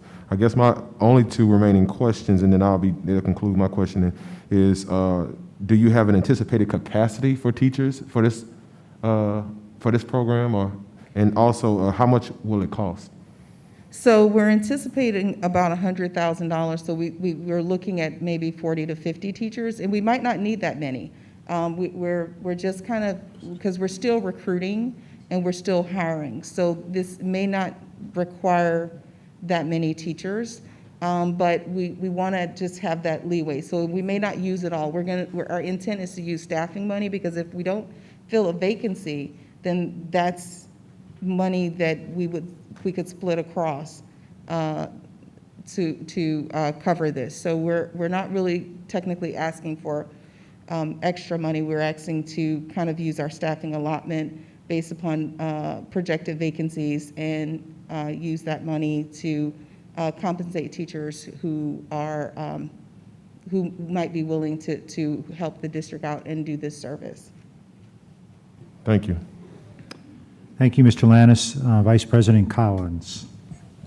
I actually don't have a question in this moment. I'm still processing. I know when this became an agenda item, I knew the need had to be addressed, and I quite honestly was confused on how it was going to get executed. But I just wanted to say the little 3 examples that you gave helps me process it better, and I appreciate that. Thank you. Thank you, Vice President Collins. Ms. Dyson.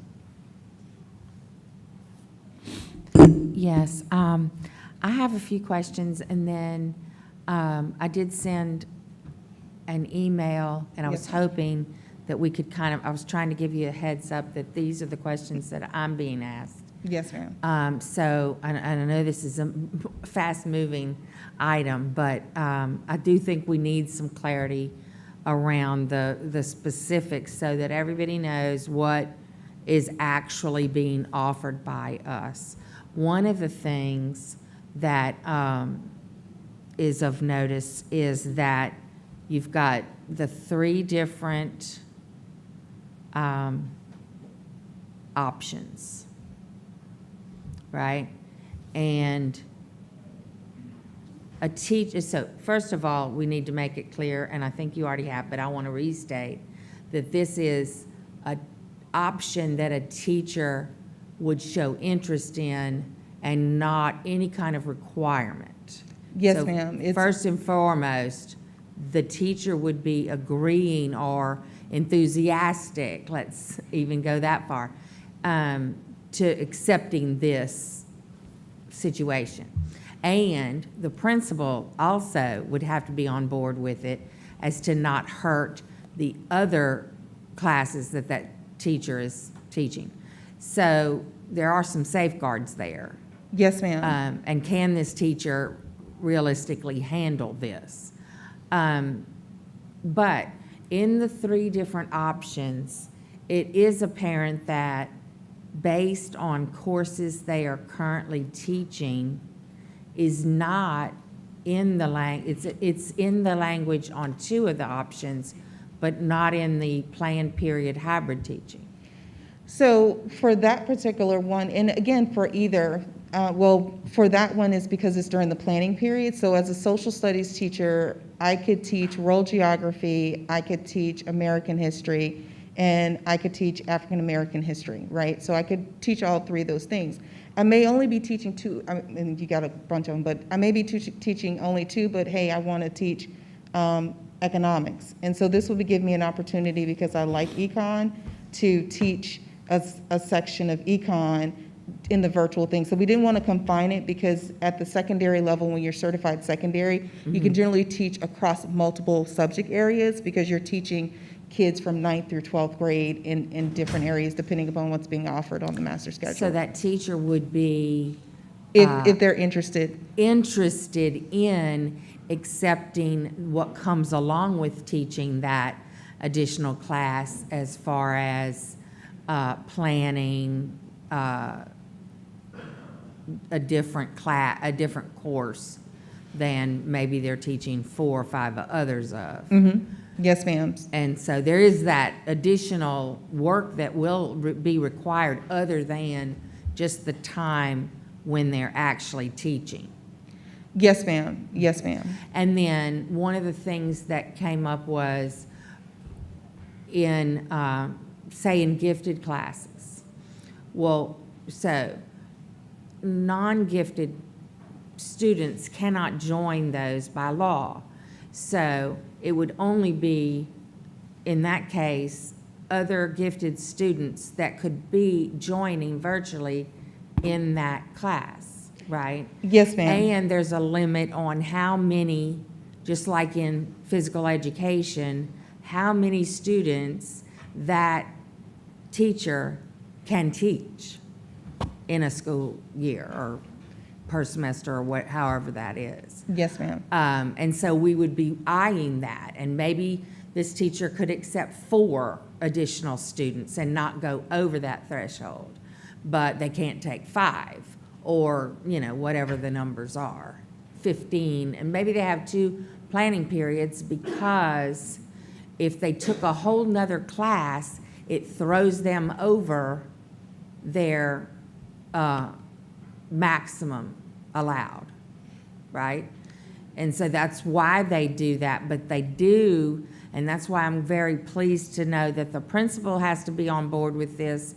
The actual whole school team has to be on board with this, because then that teacher isn't going to be available for duty or these things, and it's going to affect the school team. It's not just going to affect, but it is for the purpose of educating our students and getting teachers that are certified in what they're teaching in front of their students. And so I think it's a good win-win. I just want to make sure that we're looking at all the little things that are going to come up, because this is new. This is not something we've done before. So I'm trying to be as proactive as possible. One of the questions that came to my mind was, will they be able to first accept an additional class to teach in person at their homeschool site? So these all seem to be about, I think the first 2 options are about virtual, but those students might be there at that school, and that school hasn't been able to hire 6 positions, and there may be someone there at that school that can take on this class, not full-time, maybe 1 class, maybe 2 classes, whatever it is that they can take on.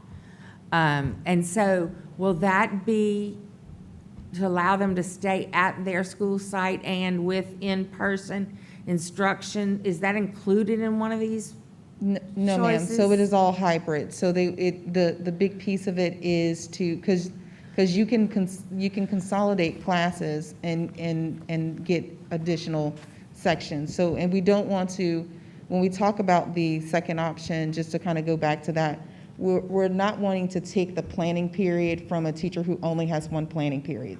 We don't want to offer that, because generally during the planning period, you are planning, you're doing PLC meetings and things like that. We don't want to hurt the instructional day, but we do have some schools where we have teachers who only teach, like they have 2 planning periods on maybe A day.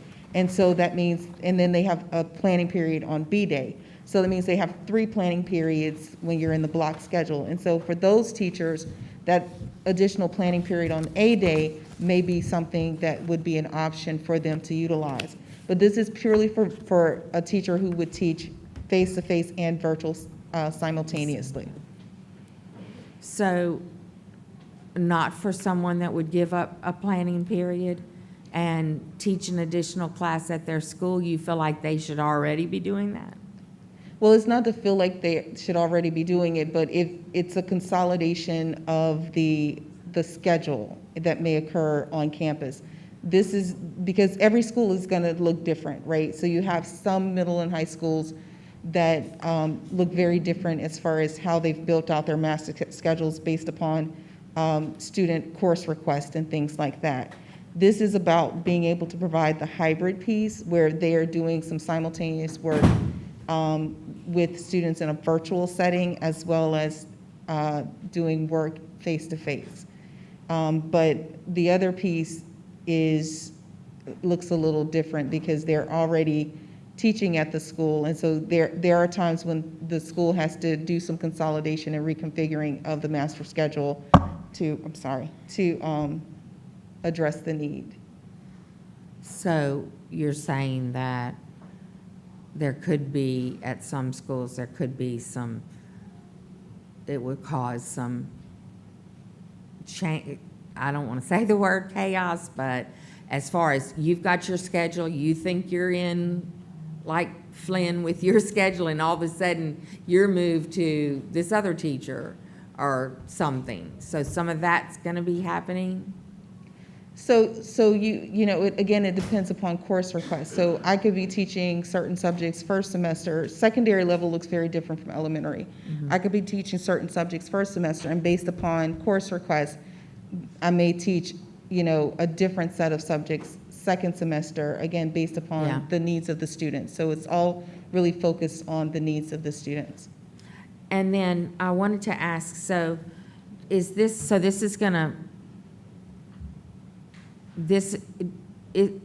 still reading that this is only being offered to teachers that are, and two of the versions are that are currently teaching that subject, right? So what about if, say, a dean wants to put themselves up for this and maybe, bring home or stay later or come earlier to get their dean job responsibilities done and stay on top of? Can they opt in? Because there's no mention of anything except for teachers. They're certified teachers. I know they are. So technically, there is a certified educator. Okay. We would be able to work with them. So we're gonna, if allowable with the principal, because we do want to make sure that we're cognizant of their responsibilities. Actual job, Mhm. right? Yes, right. ma'am. But I think if we're gonna be asking them to cover classes and things, APs, deans, possibly librarians, possibly school counselors, do they have, if the principal agrees to it, then, and they can satisfy that certified criteria. Yes, ma'am. Then it's open for them as well. They can apply to it. We just would need to make sure we vet it, because at the end of the day, we don't want to hurt the integrity of the instructional experience of our students in the face-to-face environment or the virtual environment. So that would be vetted through the principal, executive director, as well as the chief of schools and chief academic officer. And so we it would may make sure be it's okay. that, okay, this dean is going to teach some, just to get us out of this situation until a highly qualified teacher can be hired, and it could, we could start to see some people. And also, have we gone back to all of our teachers and administrators that have decided to take leave during this time and approached them on rescinding that and teaching for these schools virtually, that they might feel comfortable virtually, but they didn't feel okay in the classrooms? So you have to be kind of careful with that type of thing. So employees will contact us, and we do counsel them with regards to where they are in their ability to do this type of thing. So we've had employees who said, "Oh, I'm so excited there's a virtual school, so I can continue to come back and work, but I have to do it in a virtual environment." Every case is going to be very different. We have to be very sensitive to those cases, but we also, we don't approach them just because, being mindful of whatever their personal situation is medically. We can't, we have to be very respectful of that.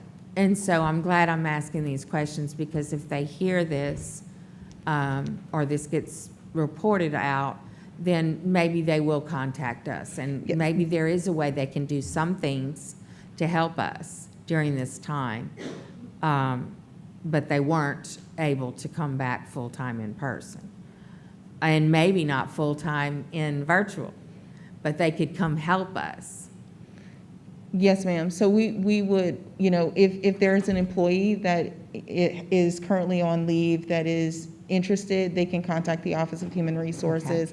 There's some legal things that we have to make sure that we cover, but we would definitely, you know, we work with each individual employee about their particular case.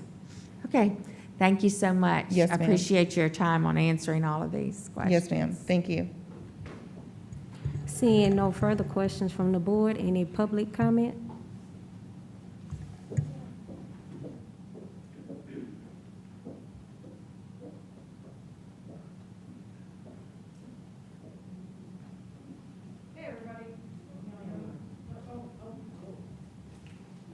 But that one was holding my book. Okay. Hey, everybody. Now you can hear me. Hi, I'm Paige Colwell. I'm an art teacher at McKinley Middle. Most of you know me. So I actually would like to put a footnote above my little book here, that I had the chance to speak with Ms. Donaldson outside earlier about this, and now being able to hear her full presentation, this sounds like a really good plan, y'all.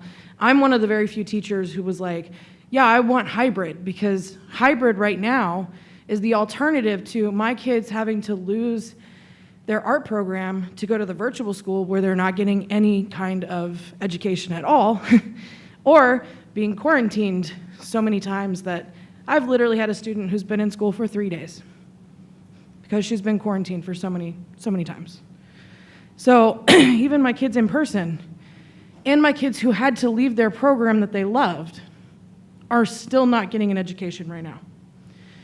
And they're already behind because of hurricanes and because of COVID. So we have issues, y'all. So I also, on that note, wanted to say that I agree with Ms. Collins when she said that we need to have the ability to pivot. But that's not the word that I would have used.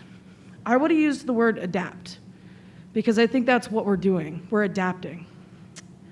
Hybrid last year didn't really work for us because we had so many kids in person, so many kids online, right? It was difficult and it was hard, but we did it and we figured it out, and some of us got really good at it. I don't want to brag, but I was really good at it.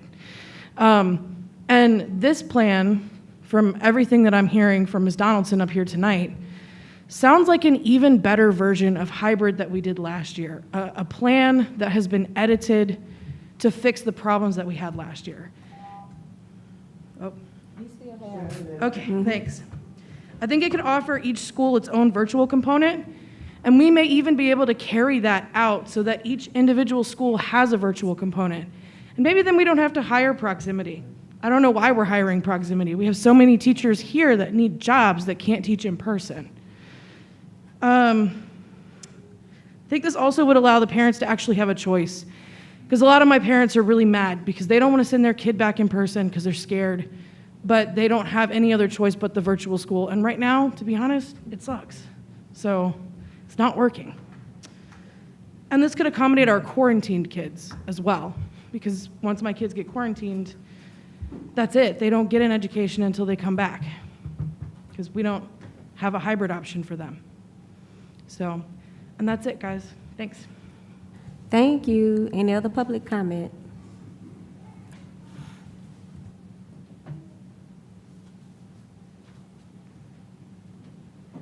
Hi, I'm Anna Lacey, and my question for this is whether or not this is going to be offered to the teachers who are already having to teach both in person and at the virtual school, because I do talented visual arts, and I am assigned to Brownfields Elementary, Ryan Elementary, and the Virtual Academy. So my question is, if they're offering this stipend, is it going to just be to these classroom teachers, or is it also going to be offered to those of us who didn't really have a choice? We were just told you're going to be the best fit for talented visual arts at the Virtual Academy. So. Thank you. We technically do not, as a rule, take questions from the public, but as a board member, I'll take up the question and just for the sake of time answer that. I saw Ms. Donaldson nod her head that the answer is yes. Next public comment.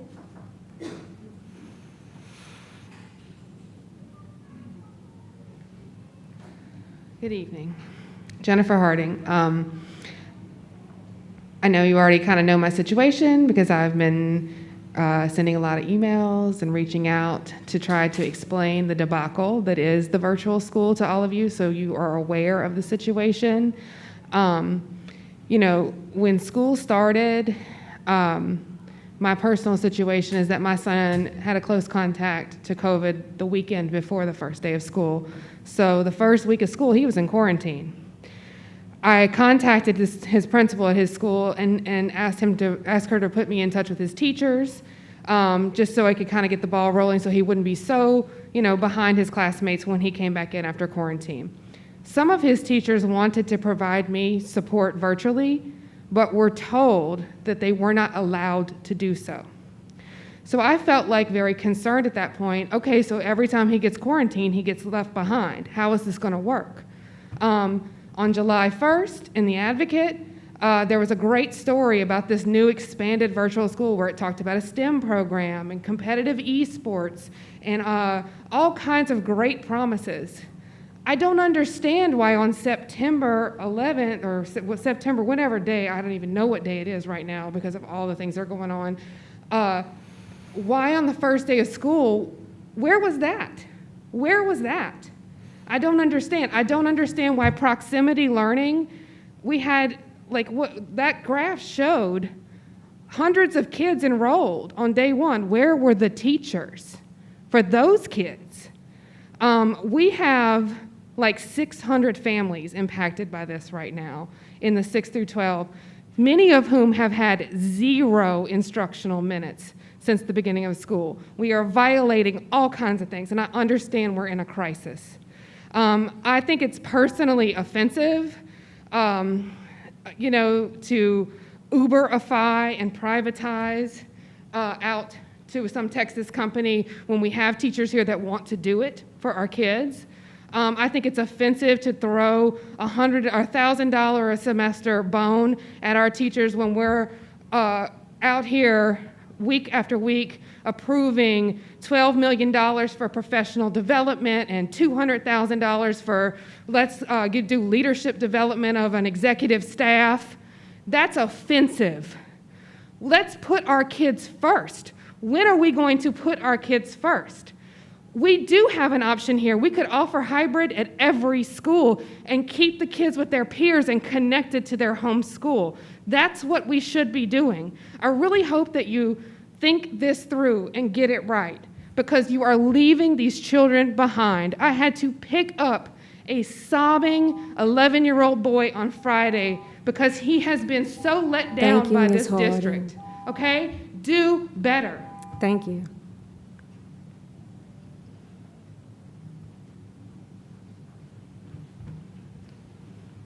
Hi, good evening. Frankie Robertson, Louisiana Safe Schools and Communities. Just would like to echo what Jennifer said about making the option of hybrid available at each child's home school, appreciating the innovative model that was presented by the East Baton Rouge staff, but asking that it go a step further for various reasons that Jennifer outlined, but then also asking for reconsideration of the budget to compensate teachers for what they're truly being asked to do by way of executing the hybrid model, looking at the budget that may be available, the budgets that have been discussed in the past, and asking that we really do right by our professionals in the classroom who are also dealing with pandemic life, natural disasters, their own personal, everything that they go through every day, and asked to take on the responsibilities and the lives and all of the trauma that students are dealing with and families are continuing to deal with. So can we please do better and go back to the drawing board with the budget and identify a much better compensation level for them that's much more representative of the quality work that we are expecting of them and asking for them to do. Thank you.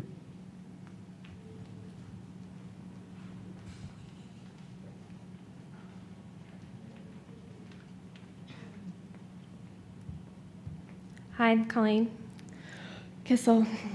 I have a copy of the memorandum that you guys should have in front of you.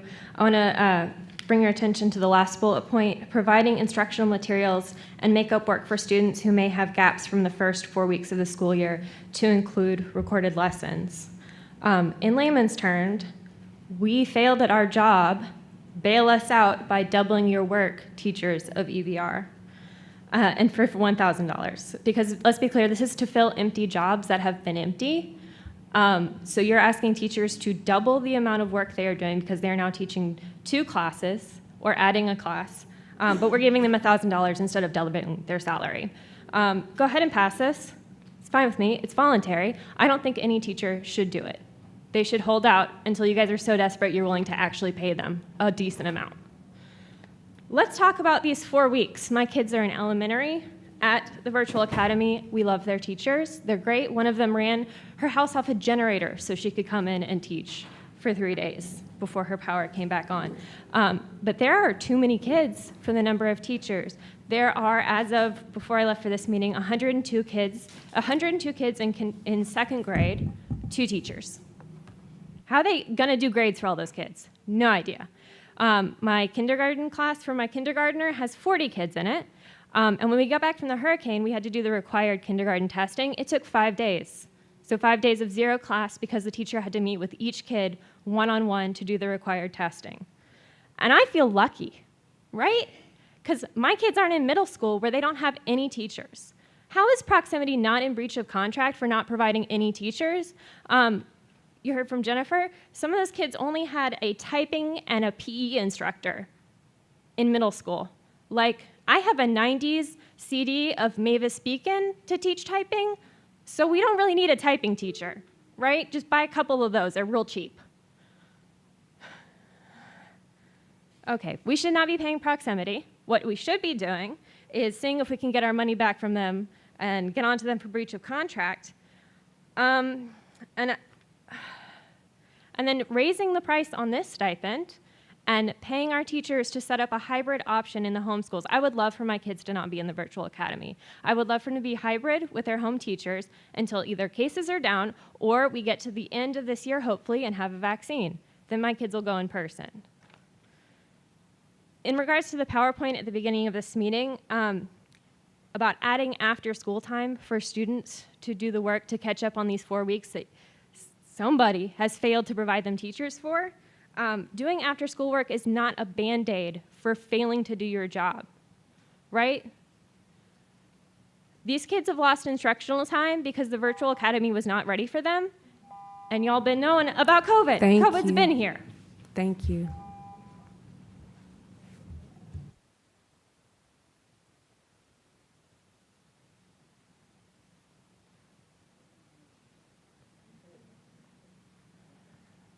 So let me see if I can fit 3 different comments into 3 minutes.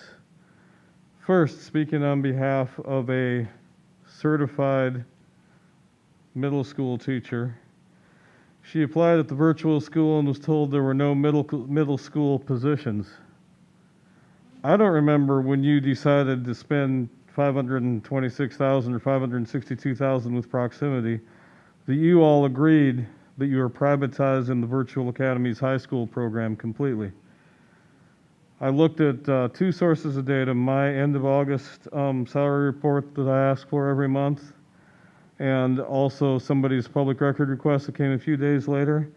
There are 2 high school teachers employed by the East Baton Rouge Parish School System at the Virtual Academy. Well, 2 secondary teachers, so I think we're covering 6th through 12th grade. So somebody made a conscious decision not to even try to hire locally to staff the high school. And the one person that you've hired is responsible for that decision, even if he didn't make it directly. That was a decision made by that district, and I think it was a poor decision. The reason I was curious about how many school teachers there are, and I will condense this gentleman's message, but a friend of mine has a student who was in person at Arlington for the beginning of his high school career, virtual from approximately the beginning of the pandemic, and was told over the summer that Arlington no longer would support virtual education for his kids. So before the first day of school, he made every effort possible to get his kid enrolled, signed up, get a schedule. His son still doesn't have a working login from PLI Connect or whatever that software is, and he has gotten 0 instruction And this is a person with significant exceptionalities that need to be reflected by his IEP. All right, now back to my hat. On Monday, I got a message from Dr. Narcisse in response to an agenda item request I placed. President Tapman had asked that all items go through the committee of the whole before final consideration by the board. So I thought it was striking that sometime between 4:55 and 4:58 yesterday afternoon, an item of new business suddenly appeared, even though, as Dr. Narcisse said, Mr. Tapman would prefer that everything go through the committee of the whole. Apparently there are different rules for different people. So I concur what somebody said earlier. I think this stipend is insulting. If you can find teachers that are willing to do it for $3 an hour or whatever this amounts to, fine, but it doesn't really solve the fundamental problem, which is that you opened a virtual academy that you weren't ready to open. Thank you.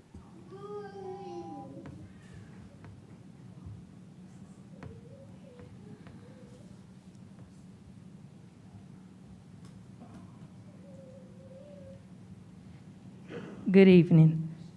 I've spoken with many parents of children with disabilities that still did not have a teacher for their kids as of Monday.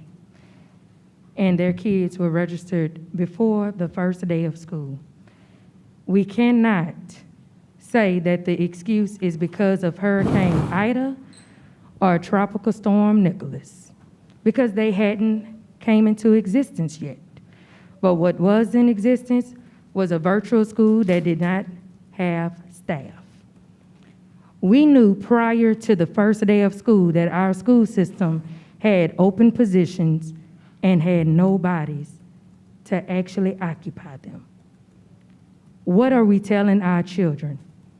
Because our new motto is supposed to be each one in every class, every day, in every way, each and every single minute of the day. And that's not what's happening. What's happening is I will rob Peter to pay Paul and not care about the future of our city or state. My child has a future. Whether anybody wants to realize it or not, and what he deserves by law is a free, appropriate public education. Now, he is actually receiving that from teachers and paraprofessionals that are employed by our school system in the brick and mortar building. But should that site placement change, he would not have a teacher. That's not what IDEA says. It's not what American Disabilities Act says, and it's for sure it's not what Section 504 states.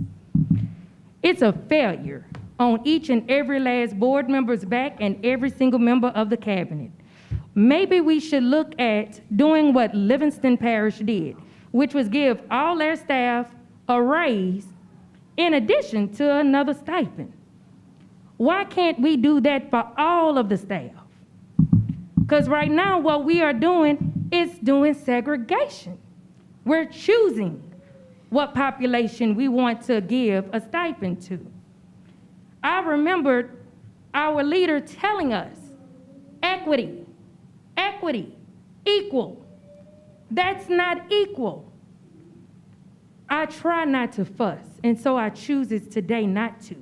And I choose to come here today with compassion for every single student that is not making progression because they don't have a teacher, and we have completed the first 9 weeks.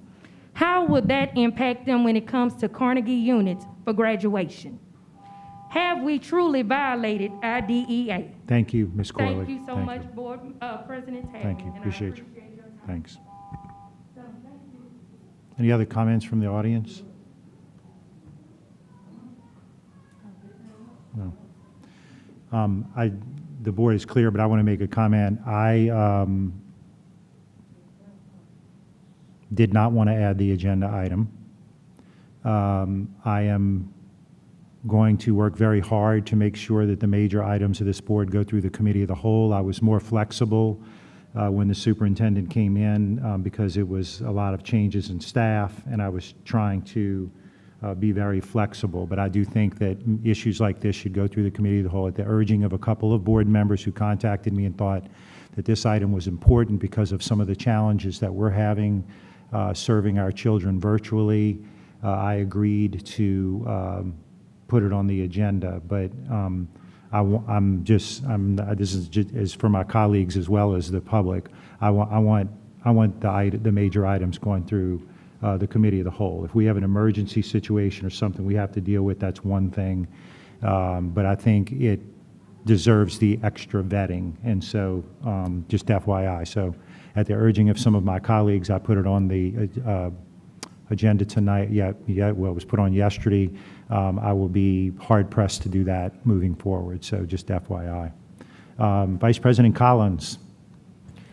Okay, question. Someone made a comment, I didn't hear it in the presentation.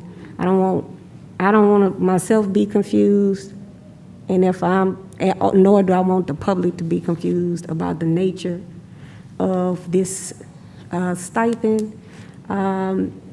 Does this agenda item address issues with teachers needing to be out with quarantine or students need to be out with quarantine? No. Okay, I just wanted to, okay, so just wanted to make sure that that was clear and nobody was confused about that. I'll go ahead and own that I was one of the board members that I agree with the policy that the COW should be with everything is vetted through and questions asked and then regular meeting. I agree with that policy, but I also admit that on this particular item, I personally felt uncomfortable waiting until the next COW. I'll just, I don't know if anybody else reached out to him, but I'm mentioning that because the person who expressed that is one of my constituents, my favorite constituent. Don't let the other favorite constituent know. And so, but I mention that to say, I don't just lift that up to take heat off the president. I mention that to, I'm really conflicted about, I'm likely to vote yes. My conflict comes from, if it had gone through the COW and we had realized, and I'm just using the general we term, okay, we had realized the urgency of this matter at the beginning of this month instead of at the end of this month, or the middle of this month rather, then some of my concerns and perhaps other concerns that were lifted could have been addressed. The $1,000 per semester, for example, I think is a very valid point because the amount of time, I sometimes refer to that one little year teaching I had 10, 12 years ago. That was an eye-opener for me on how much work it takes to prepare for a class. I don't know if there's appetite for a substitute motion to increase the amount. If there was an appetite, at this moment, it probably would be pretty arbitrary, the amount to recommend. And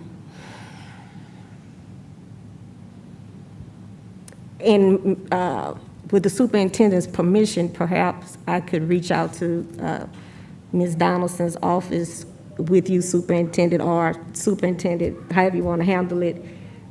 What's a non-arbitrary way to adequately compensate for the actual amount of hours that we know it would take to plan and implement the lesson, et cetera. I have another question. With teachers, how are we going to address this is just addressing the vacancy issue from moment of hire forward. What happens to the 4 weeks or 5 weeks or, whenever the spot is filled? How will that be addressed? Does that teacher have to commit to after school or weekend or how would that be addressed those 4 or 5 weeks that are gone?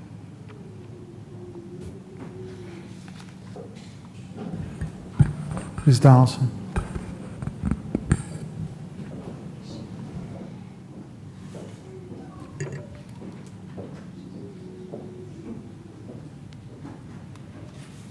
So within the agreement that if the teacher signs up for this, what we are asking, because they're teaching kids virtually in a hybrid model, that they set up at least 2 hours per week that parents and students can connect with them after hours. And the reason why is because when you're in the brick and mortar school with your teacher, you can walk by their class between classes and say, hey, Ms.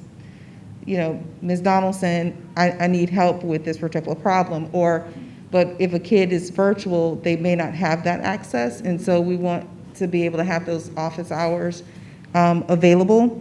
And then the other piece is we're asking these teachers to provide some instructional materials and make up work for students who may have gaps, because any teacher, when you get students, you assess where they are academically. And so just if there are some gaps in lessons. Now, many of our teachers are already, especially teachers who may consider doing this, they've already kind of done this work because they record their lessons or pre-recorded. So if kids need to go back and review something that was covered in class, many teachers have some of that stuff already built and set up. And so it's really just a matter of sharing this with the new student who would be participating. But that would be, I'm not trying to attack, okay, but it sounds like that piece is not quite thought out, because some of these teachers are not already recording. And I know you kind of, like this item, putting everybody on the spot, so I'm not trying to come at you sideways, but it sounds like that piece needs to really be thought out.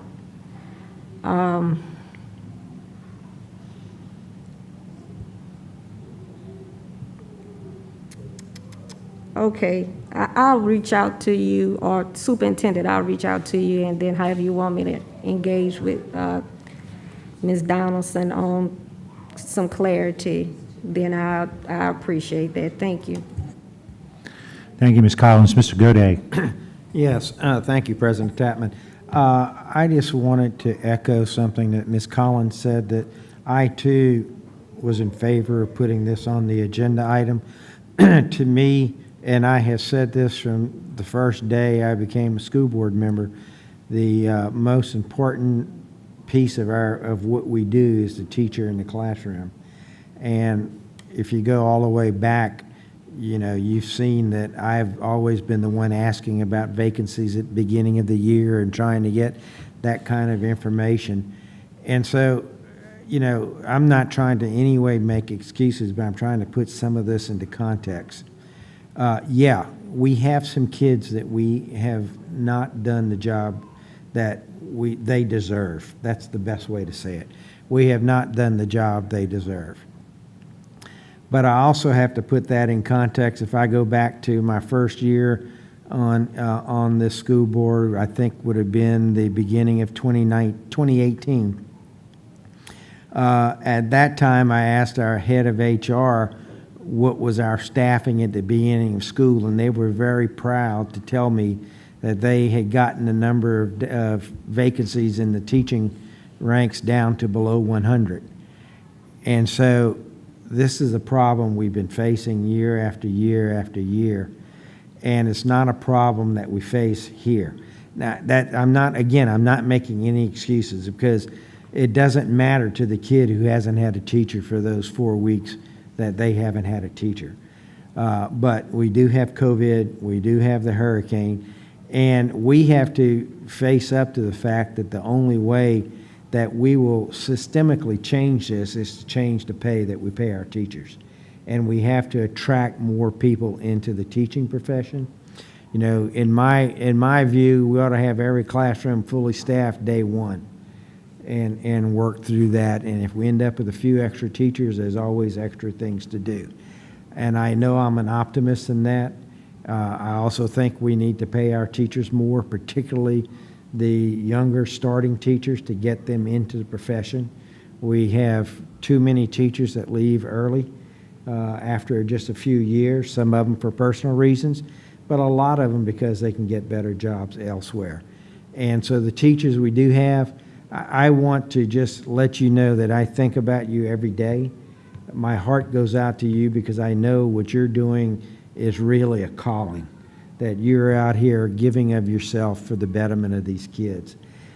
So I don't want anyone to think that we're turning a blind eye to this. I don't want anyone to think that we're making excuses about this. But we're in a tough position on a lot of these things, and unfortunately, the people who are in the toughest position are those poor kids who don't have a teacher in the classroom. And my heart goes out to them, and I want to do everything we can to try to remediate that situation. And that's one of the reasons I was for bringing this up. Is this solution perfect? I'm sure it is not, but it's a start. And if we come back and say we need to raise the amount to attract people, then we can come back and raise the amount. If we got to come back and modify a plan, we can come back and modify a plan. But I just could not sit here and do nothing for a time period when I know we have kids without teachers in the classroom. So I just wanted to be clear on that, on a couple of things. One, I so greatly appreciate the work that our teachers are doing.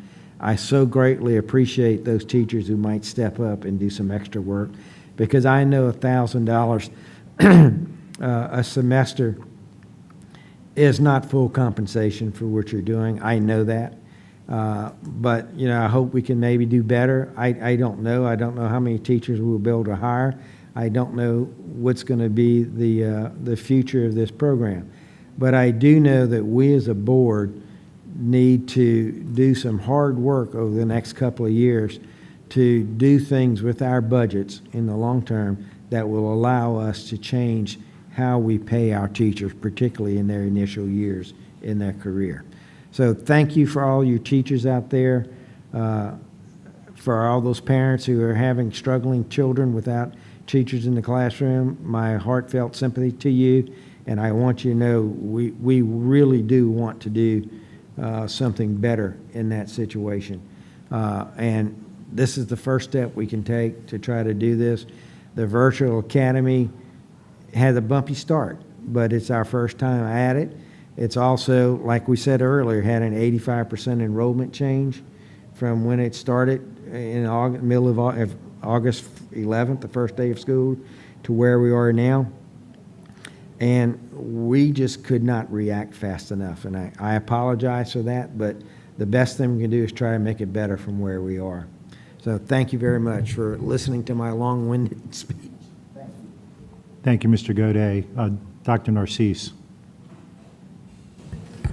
Thank you, President Tamman. I just wanted to say just a few things, just make sure that to the teachers. In no way was us putting this agenda item in any way to insult any teacher concerning their pay.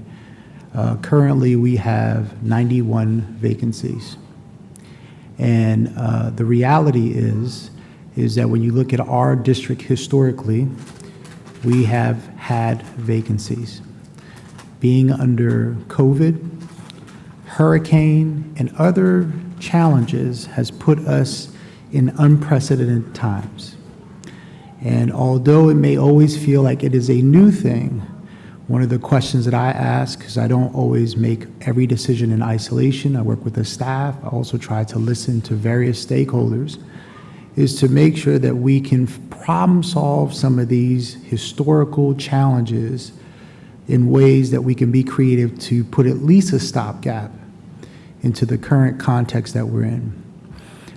As President Tatman said, you know, I take full responsibility as a superintendent where we are as an organization. President Tatman usually, because he's very orderly, does not put anything on an agenda if it does not go through the CAL. But I did go and ask President Tatman, as I called every board member and said, folks, we are at a space where we have to try to do something different. And when I went to said that, that's when I went, President Tatman gave me the okay to put it on the agenda. And the whole sole purpose that was to do that was because I got emails late at night, not just from families, but from children who asked me and said, can you please get me a math teacher? And The only current existing math teacher or these hard subject teachers that we had were the ones that we currently have in our system. And I know, based on my learning since I've arrived, and I think I'm in month 8 or 9 in this job, what I have received being out in the community, talking to teachers, school leaders, various community stakeholders, is that our communities has suffered a lot of trauma in a lot of different ways. And what I'm trying to do is to make sure that minimally we can manage through getting not only for us to have the performance that we need to make sure that our school and our children do well, but also as a community, we are in a good space to move forward as a district. I say that respectfully to everybody. That is important, at least from my perspective, whether you agree with me or not, that we cannot do things in traditional ways and think that we're going to get a better result. This is why I, which take full responsibility, told the seniors team and staff when we had to problem solve that I will take this to the board and we are okay. But I want to make sure that we are clear. I had no intention on insulting anybody to try to give teachers a $1,000 stipend to ask for doing additional duties. I personally think, as many board members who've talked to me and different folks, that we do not pay our staff enough. Goes from bus drivers, custodians, all the way up to teachers. And I know that as a larger issue that we have, that's why we are putting a compensation study to be able to look at that so I can provide a recommendation to the board around these changes. But the reality is we have children who are in school now. And it is our due diligence while we're trying to solve the bigger issues is for us to be able to address the immediate issues. And so that has been the thinking that I've had in trying to do this. As a superintendent, I cannot do this work on my own. As much as people may believe that I have the sole power to do things, I tell folks it is not myself by myself that does this work. I am only the coordinator at times of the village. And I also know that we are in a beautiful, diverse community. No matter where you live in this city, there are needs from one part of the city to the other. And so the challenge that we all have, and I also say the challenge that the board has, because I know everybody's always under the pressure, is how do we accelerate our school district in a way to make sure that children are performing, our community feels whole about the quality of education they get, we improve our neighborhood schools, magnet schools, our charter schools, whatever type that we have, that we're a city that's accelerating in the work. And that is the space that I am coming from. So I just wanted to say that publicly, because I don't think this is an issue of blame. This is an issue of where we are right now. And I don't know if I would tell folks I would have thought something different around this particular strategy. I do know we vetted and talked it through. And I credit the staff to try to help me problem solve the issue of having a teacher in front of a student. We have great staff, but we also have places where we can move teachers around because numbers are different from one school to another. There's a lot of creative things that we have to figure out together to be able to move that work. And right now we are in a couple of weeks in of school. And so I just wanted to tell folks, I know it may not always be the best decision that people may think of, but we're trying to do our best to be able to provide the service that we need. And we're also working on a long-term challenge to make sure we can solve issues like pay and all that. But right now, we have children sitting in school without a child. If someone has a better solution that can help us solve that problem, I am more than welcome and open to that. But what I do know is that when our team came up with a solution, it was a stopgap to solve something now. I know we're getting into a whole lot of other conversations, but that is the problem that we are trying to solve. And for that decision, I take full responsibility as a superintendent that I feel we made the right choice in bringing this recommendation. Thank you, Dr. Narcisse. Seeing no other comments or questions from the board, Madam Secretary, please conduct the vote. Please vote.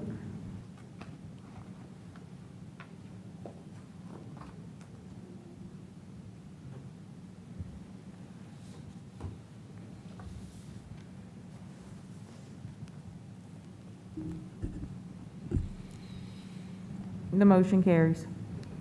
We move now to announcement of meetings. Ms. Dyson. We'll have a school board retreat to be held on September 24th at 9 a.m. at the Professional Development Center.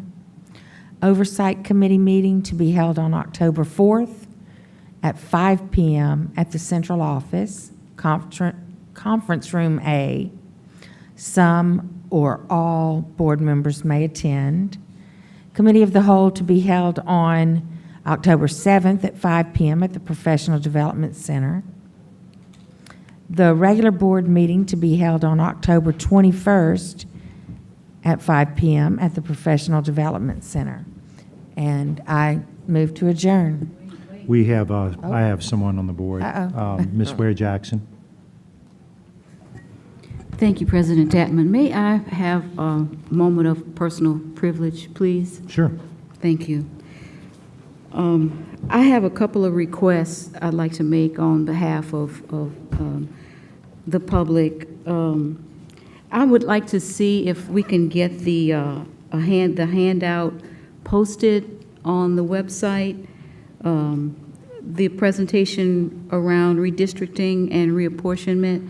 May we have that done, please? There's been a lot of interest in this particular topic, and when it's placed on the agenda, there was no notes in board docs, so people didn't know, what that was about, and it actually was just a general overview of the roles and responsibilities and the procedures. And so there was a lot of interest in the email. We maybe got 5 or 6 requests for public comment on that. But I think that without knowing what it was about, we may have had a lot of comments that may have not been germane to what the topic was actually about, just a general overview. And so I'd like to request that, and I'd also like to request a commitment from the district and the board to form a task force or a special committee that would include vendors or other interested people that would be interested in looking at our policies and procedures around RFQ and RFP processes, since there was so much disarray, it seemed, in the previous process. And many small businesses and vendors were a little bit pushed away, or they're a little discouraged in using our fair share and our RFQ processes. And for years, we have really been trying to build that and encourage that. So I would ask that we would include them in the conversations around maybe adjusting some of our processes and procedures so that it would be easier for them to participate in the RFQQ and RFP processes, and they would know exactly what's expected of them and what is expected of us in those processes. So may I have a commitment from the district and the board to do some of this, especially around this task force or special committee that would involve some of these vendors? I personally am willing to take up the charge. I had already kind of wanted to revisit with I ain't get a chance to talk to him yet. So, but I wanted to revisit with the board president, because I know he was part of starting the whole fair share and how we could enhance. So I was already wanting to talk to him about that, so I appreciate you putting the question out there. I'm personally willing. And if you're asking, if the question's directed at me, Ms. Ware Jackson? Well, the board leadership and the attorney. Okay. I'd like to see the whole RFP. I think Larry Williams does a good job with it. I really do. I've served on him. I think it was a first-class deal. I would like to see us relook at it. And I have some ideas and have done some research so I'm happy to look at it. I'm not sure it's going to, what I'm thinking is going to please everyone, because I want to throw out anomalies. If I see a score sheet that has an anomaly on it, I want the ability to have more people. I put in RFPs all the time, and sometimes I don't get them. But I just don't get them. You know what I mean? Sure, maybe it's because I didn't wear the right tie. I don't know. But in this process, I have seen in the past on score sheets anomalies, I'll call them that, where one person was way off. And I think I've told you before that was my fear when I was on the committee. I always looked and said, am I at least in line? I may not agree with everybody, but am I a point off, or am I 5 points off? Am I 25% or 50% off?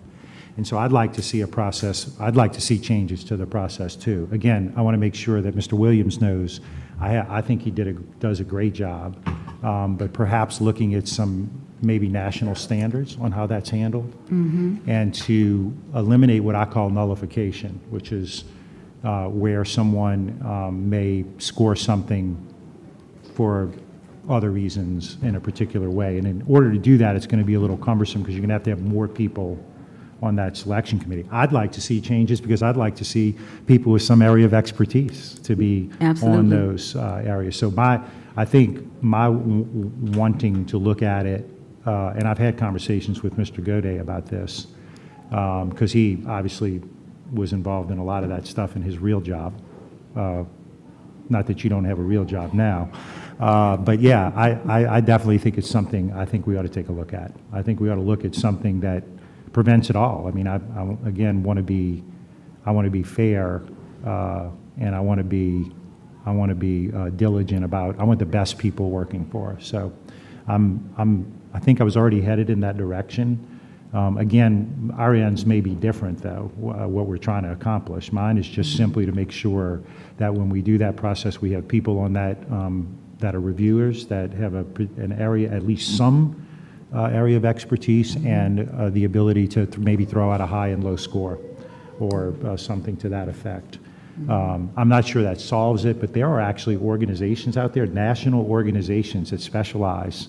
It's like a RFP association, an RFQ association that maybe we could tap into, and maybe we could have Mr. Williams help us because I'm sure he's aware of those. But I want fairness. And I did not have any constituents contact me on that. I got some emails, but not from any constituents. I got lots of emails and calls on other things, but not on that. But I do think that we ought to take a look at the process. Again, I want to make sure if Mr. Williams is listening, two things: he needs to go to bed, and the second thing is I just want to tell him I think he does a great job. But I think we're kind of moving in that direction, and I'm happy to have you serve and whoever wants to serve on that. But again, even on that committee, I want some area of expertise. So. Right. So if we could rectify some of the issues that came up in the last process, so we don't discourage future applicants. But Ms. Ware Jackson, I mean, Aramark contract would have been the biggest example of that. I mean, right? I mean, and that's huge. One of the biggest contracts we have, and we didn't go with the recommendation. So again, to me, that's a watershed type deal, and I didn't get any feedback like that on these particular RFPs. But yeah, I definitely want to take a look at it. So anyway, you have the floor. Yeah, that's it. I've said my piece, and I'm glad to have the commitment of the board and board leadership and our board attorney. Thank you very much. Thank you, Ms. Dyson. Ready to adjourn? Well, Mr. Shamlin said he wants to say something, so I was going to wait again. I don't say much, but I will say this. You can't make a motion to adjourn. I can't make a motion to adjourn, but I will say in response to Ms. Jackson's request, as somebody who tries to keep the board aligned with policy, I do think that this is an item that should probably be added to the October agenda If it's a task force you're asking to be formulated, I think the board should probably take an action forming that task force and then giving some specific directions as to how to move forward. But it's just a recommendation. We can talk more about it next week or tomorrow. Okay. Thank you very much. Ms. Dyson moves that we adjourn.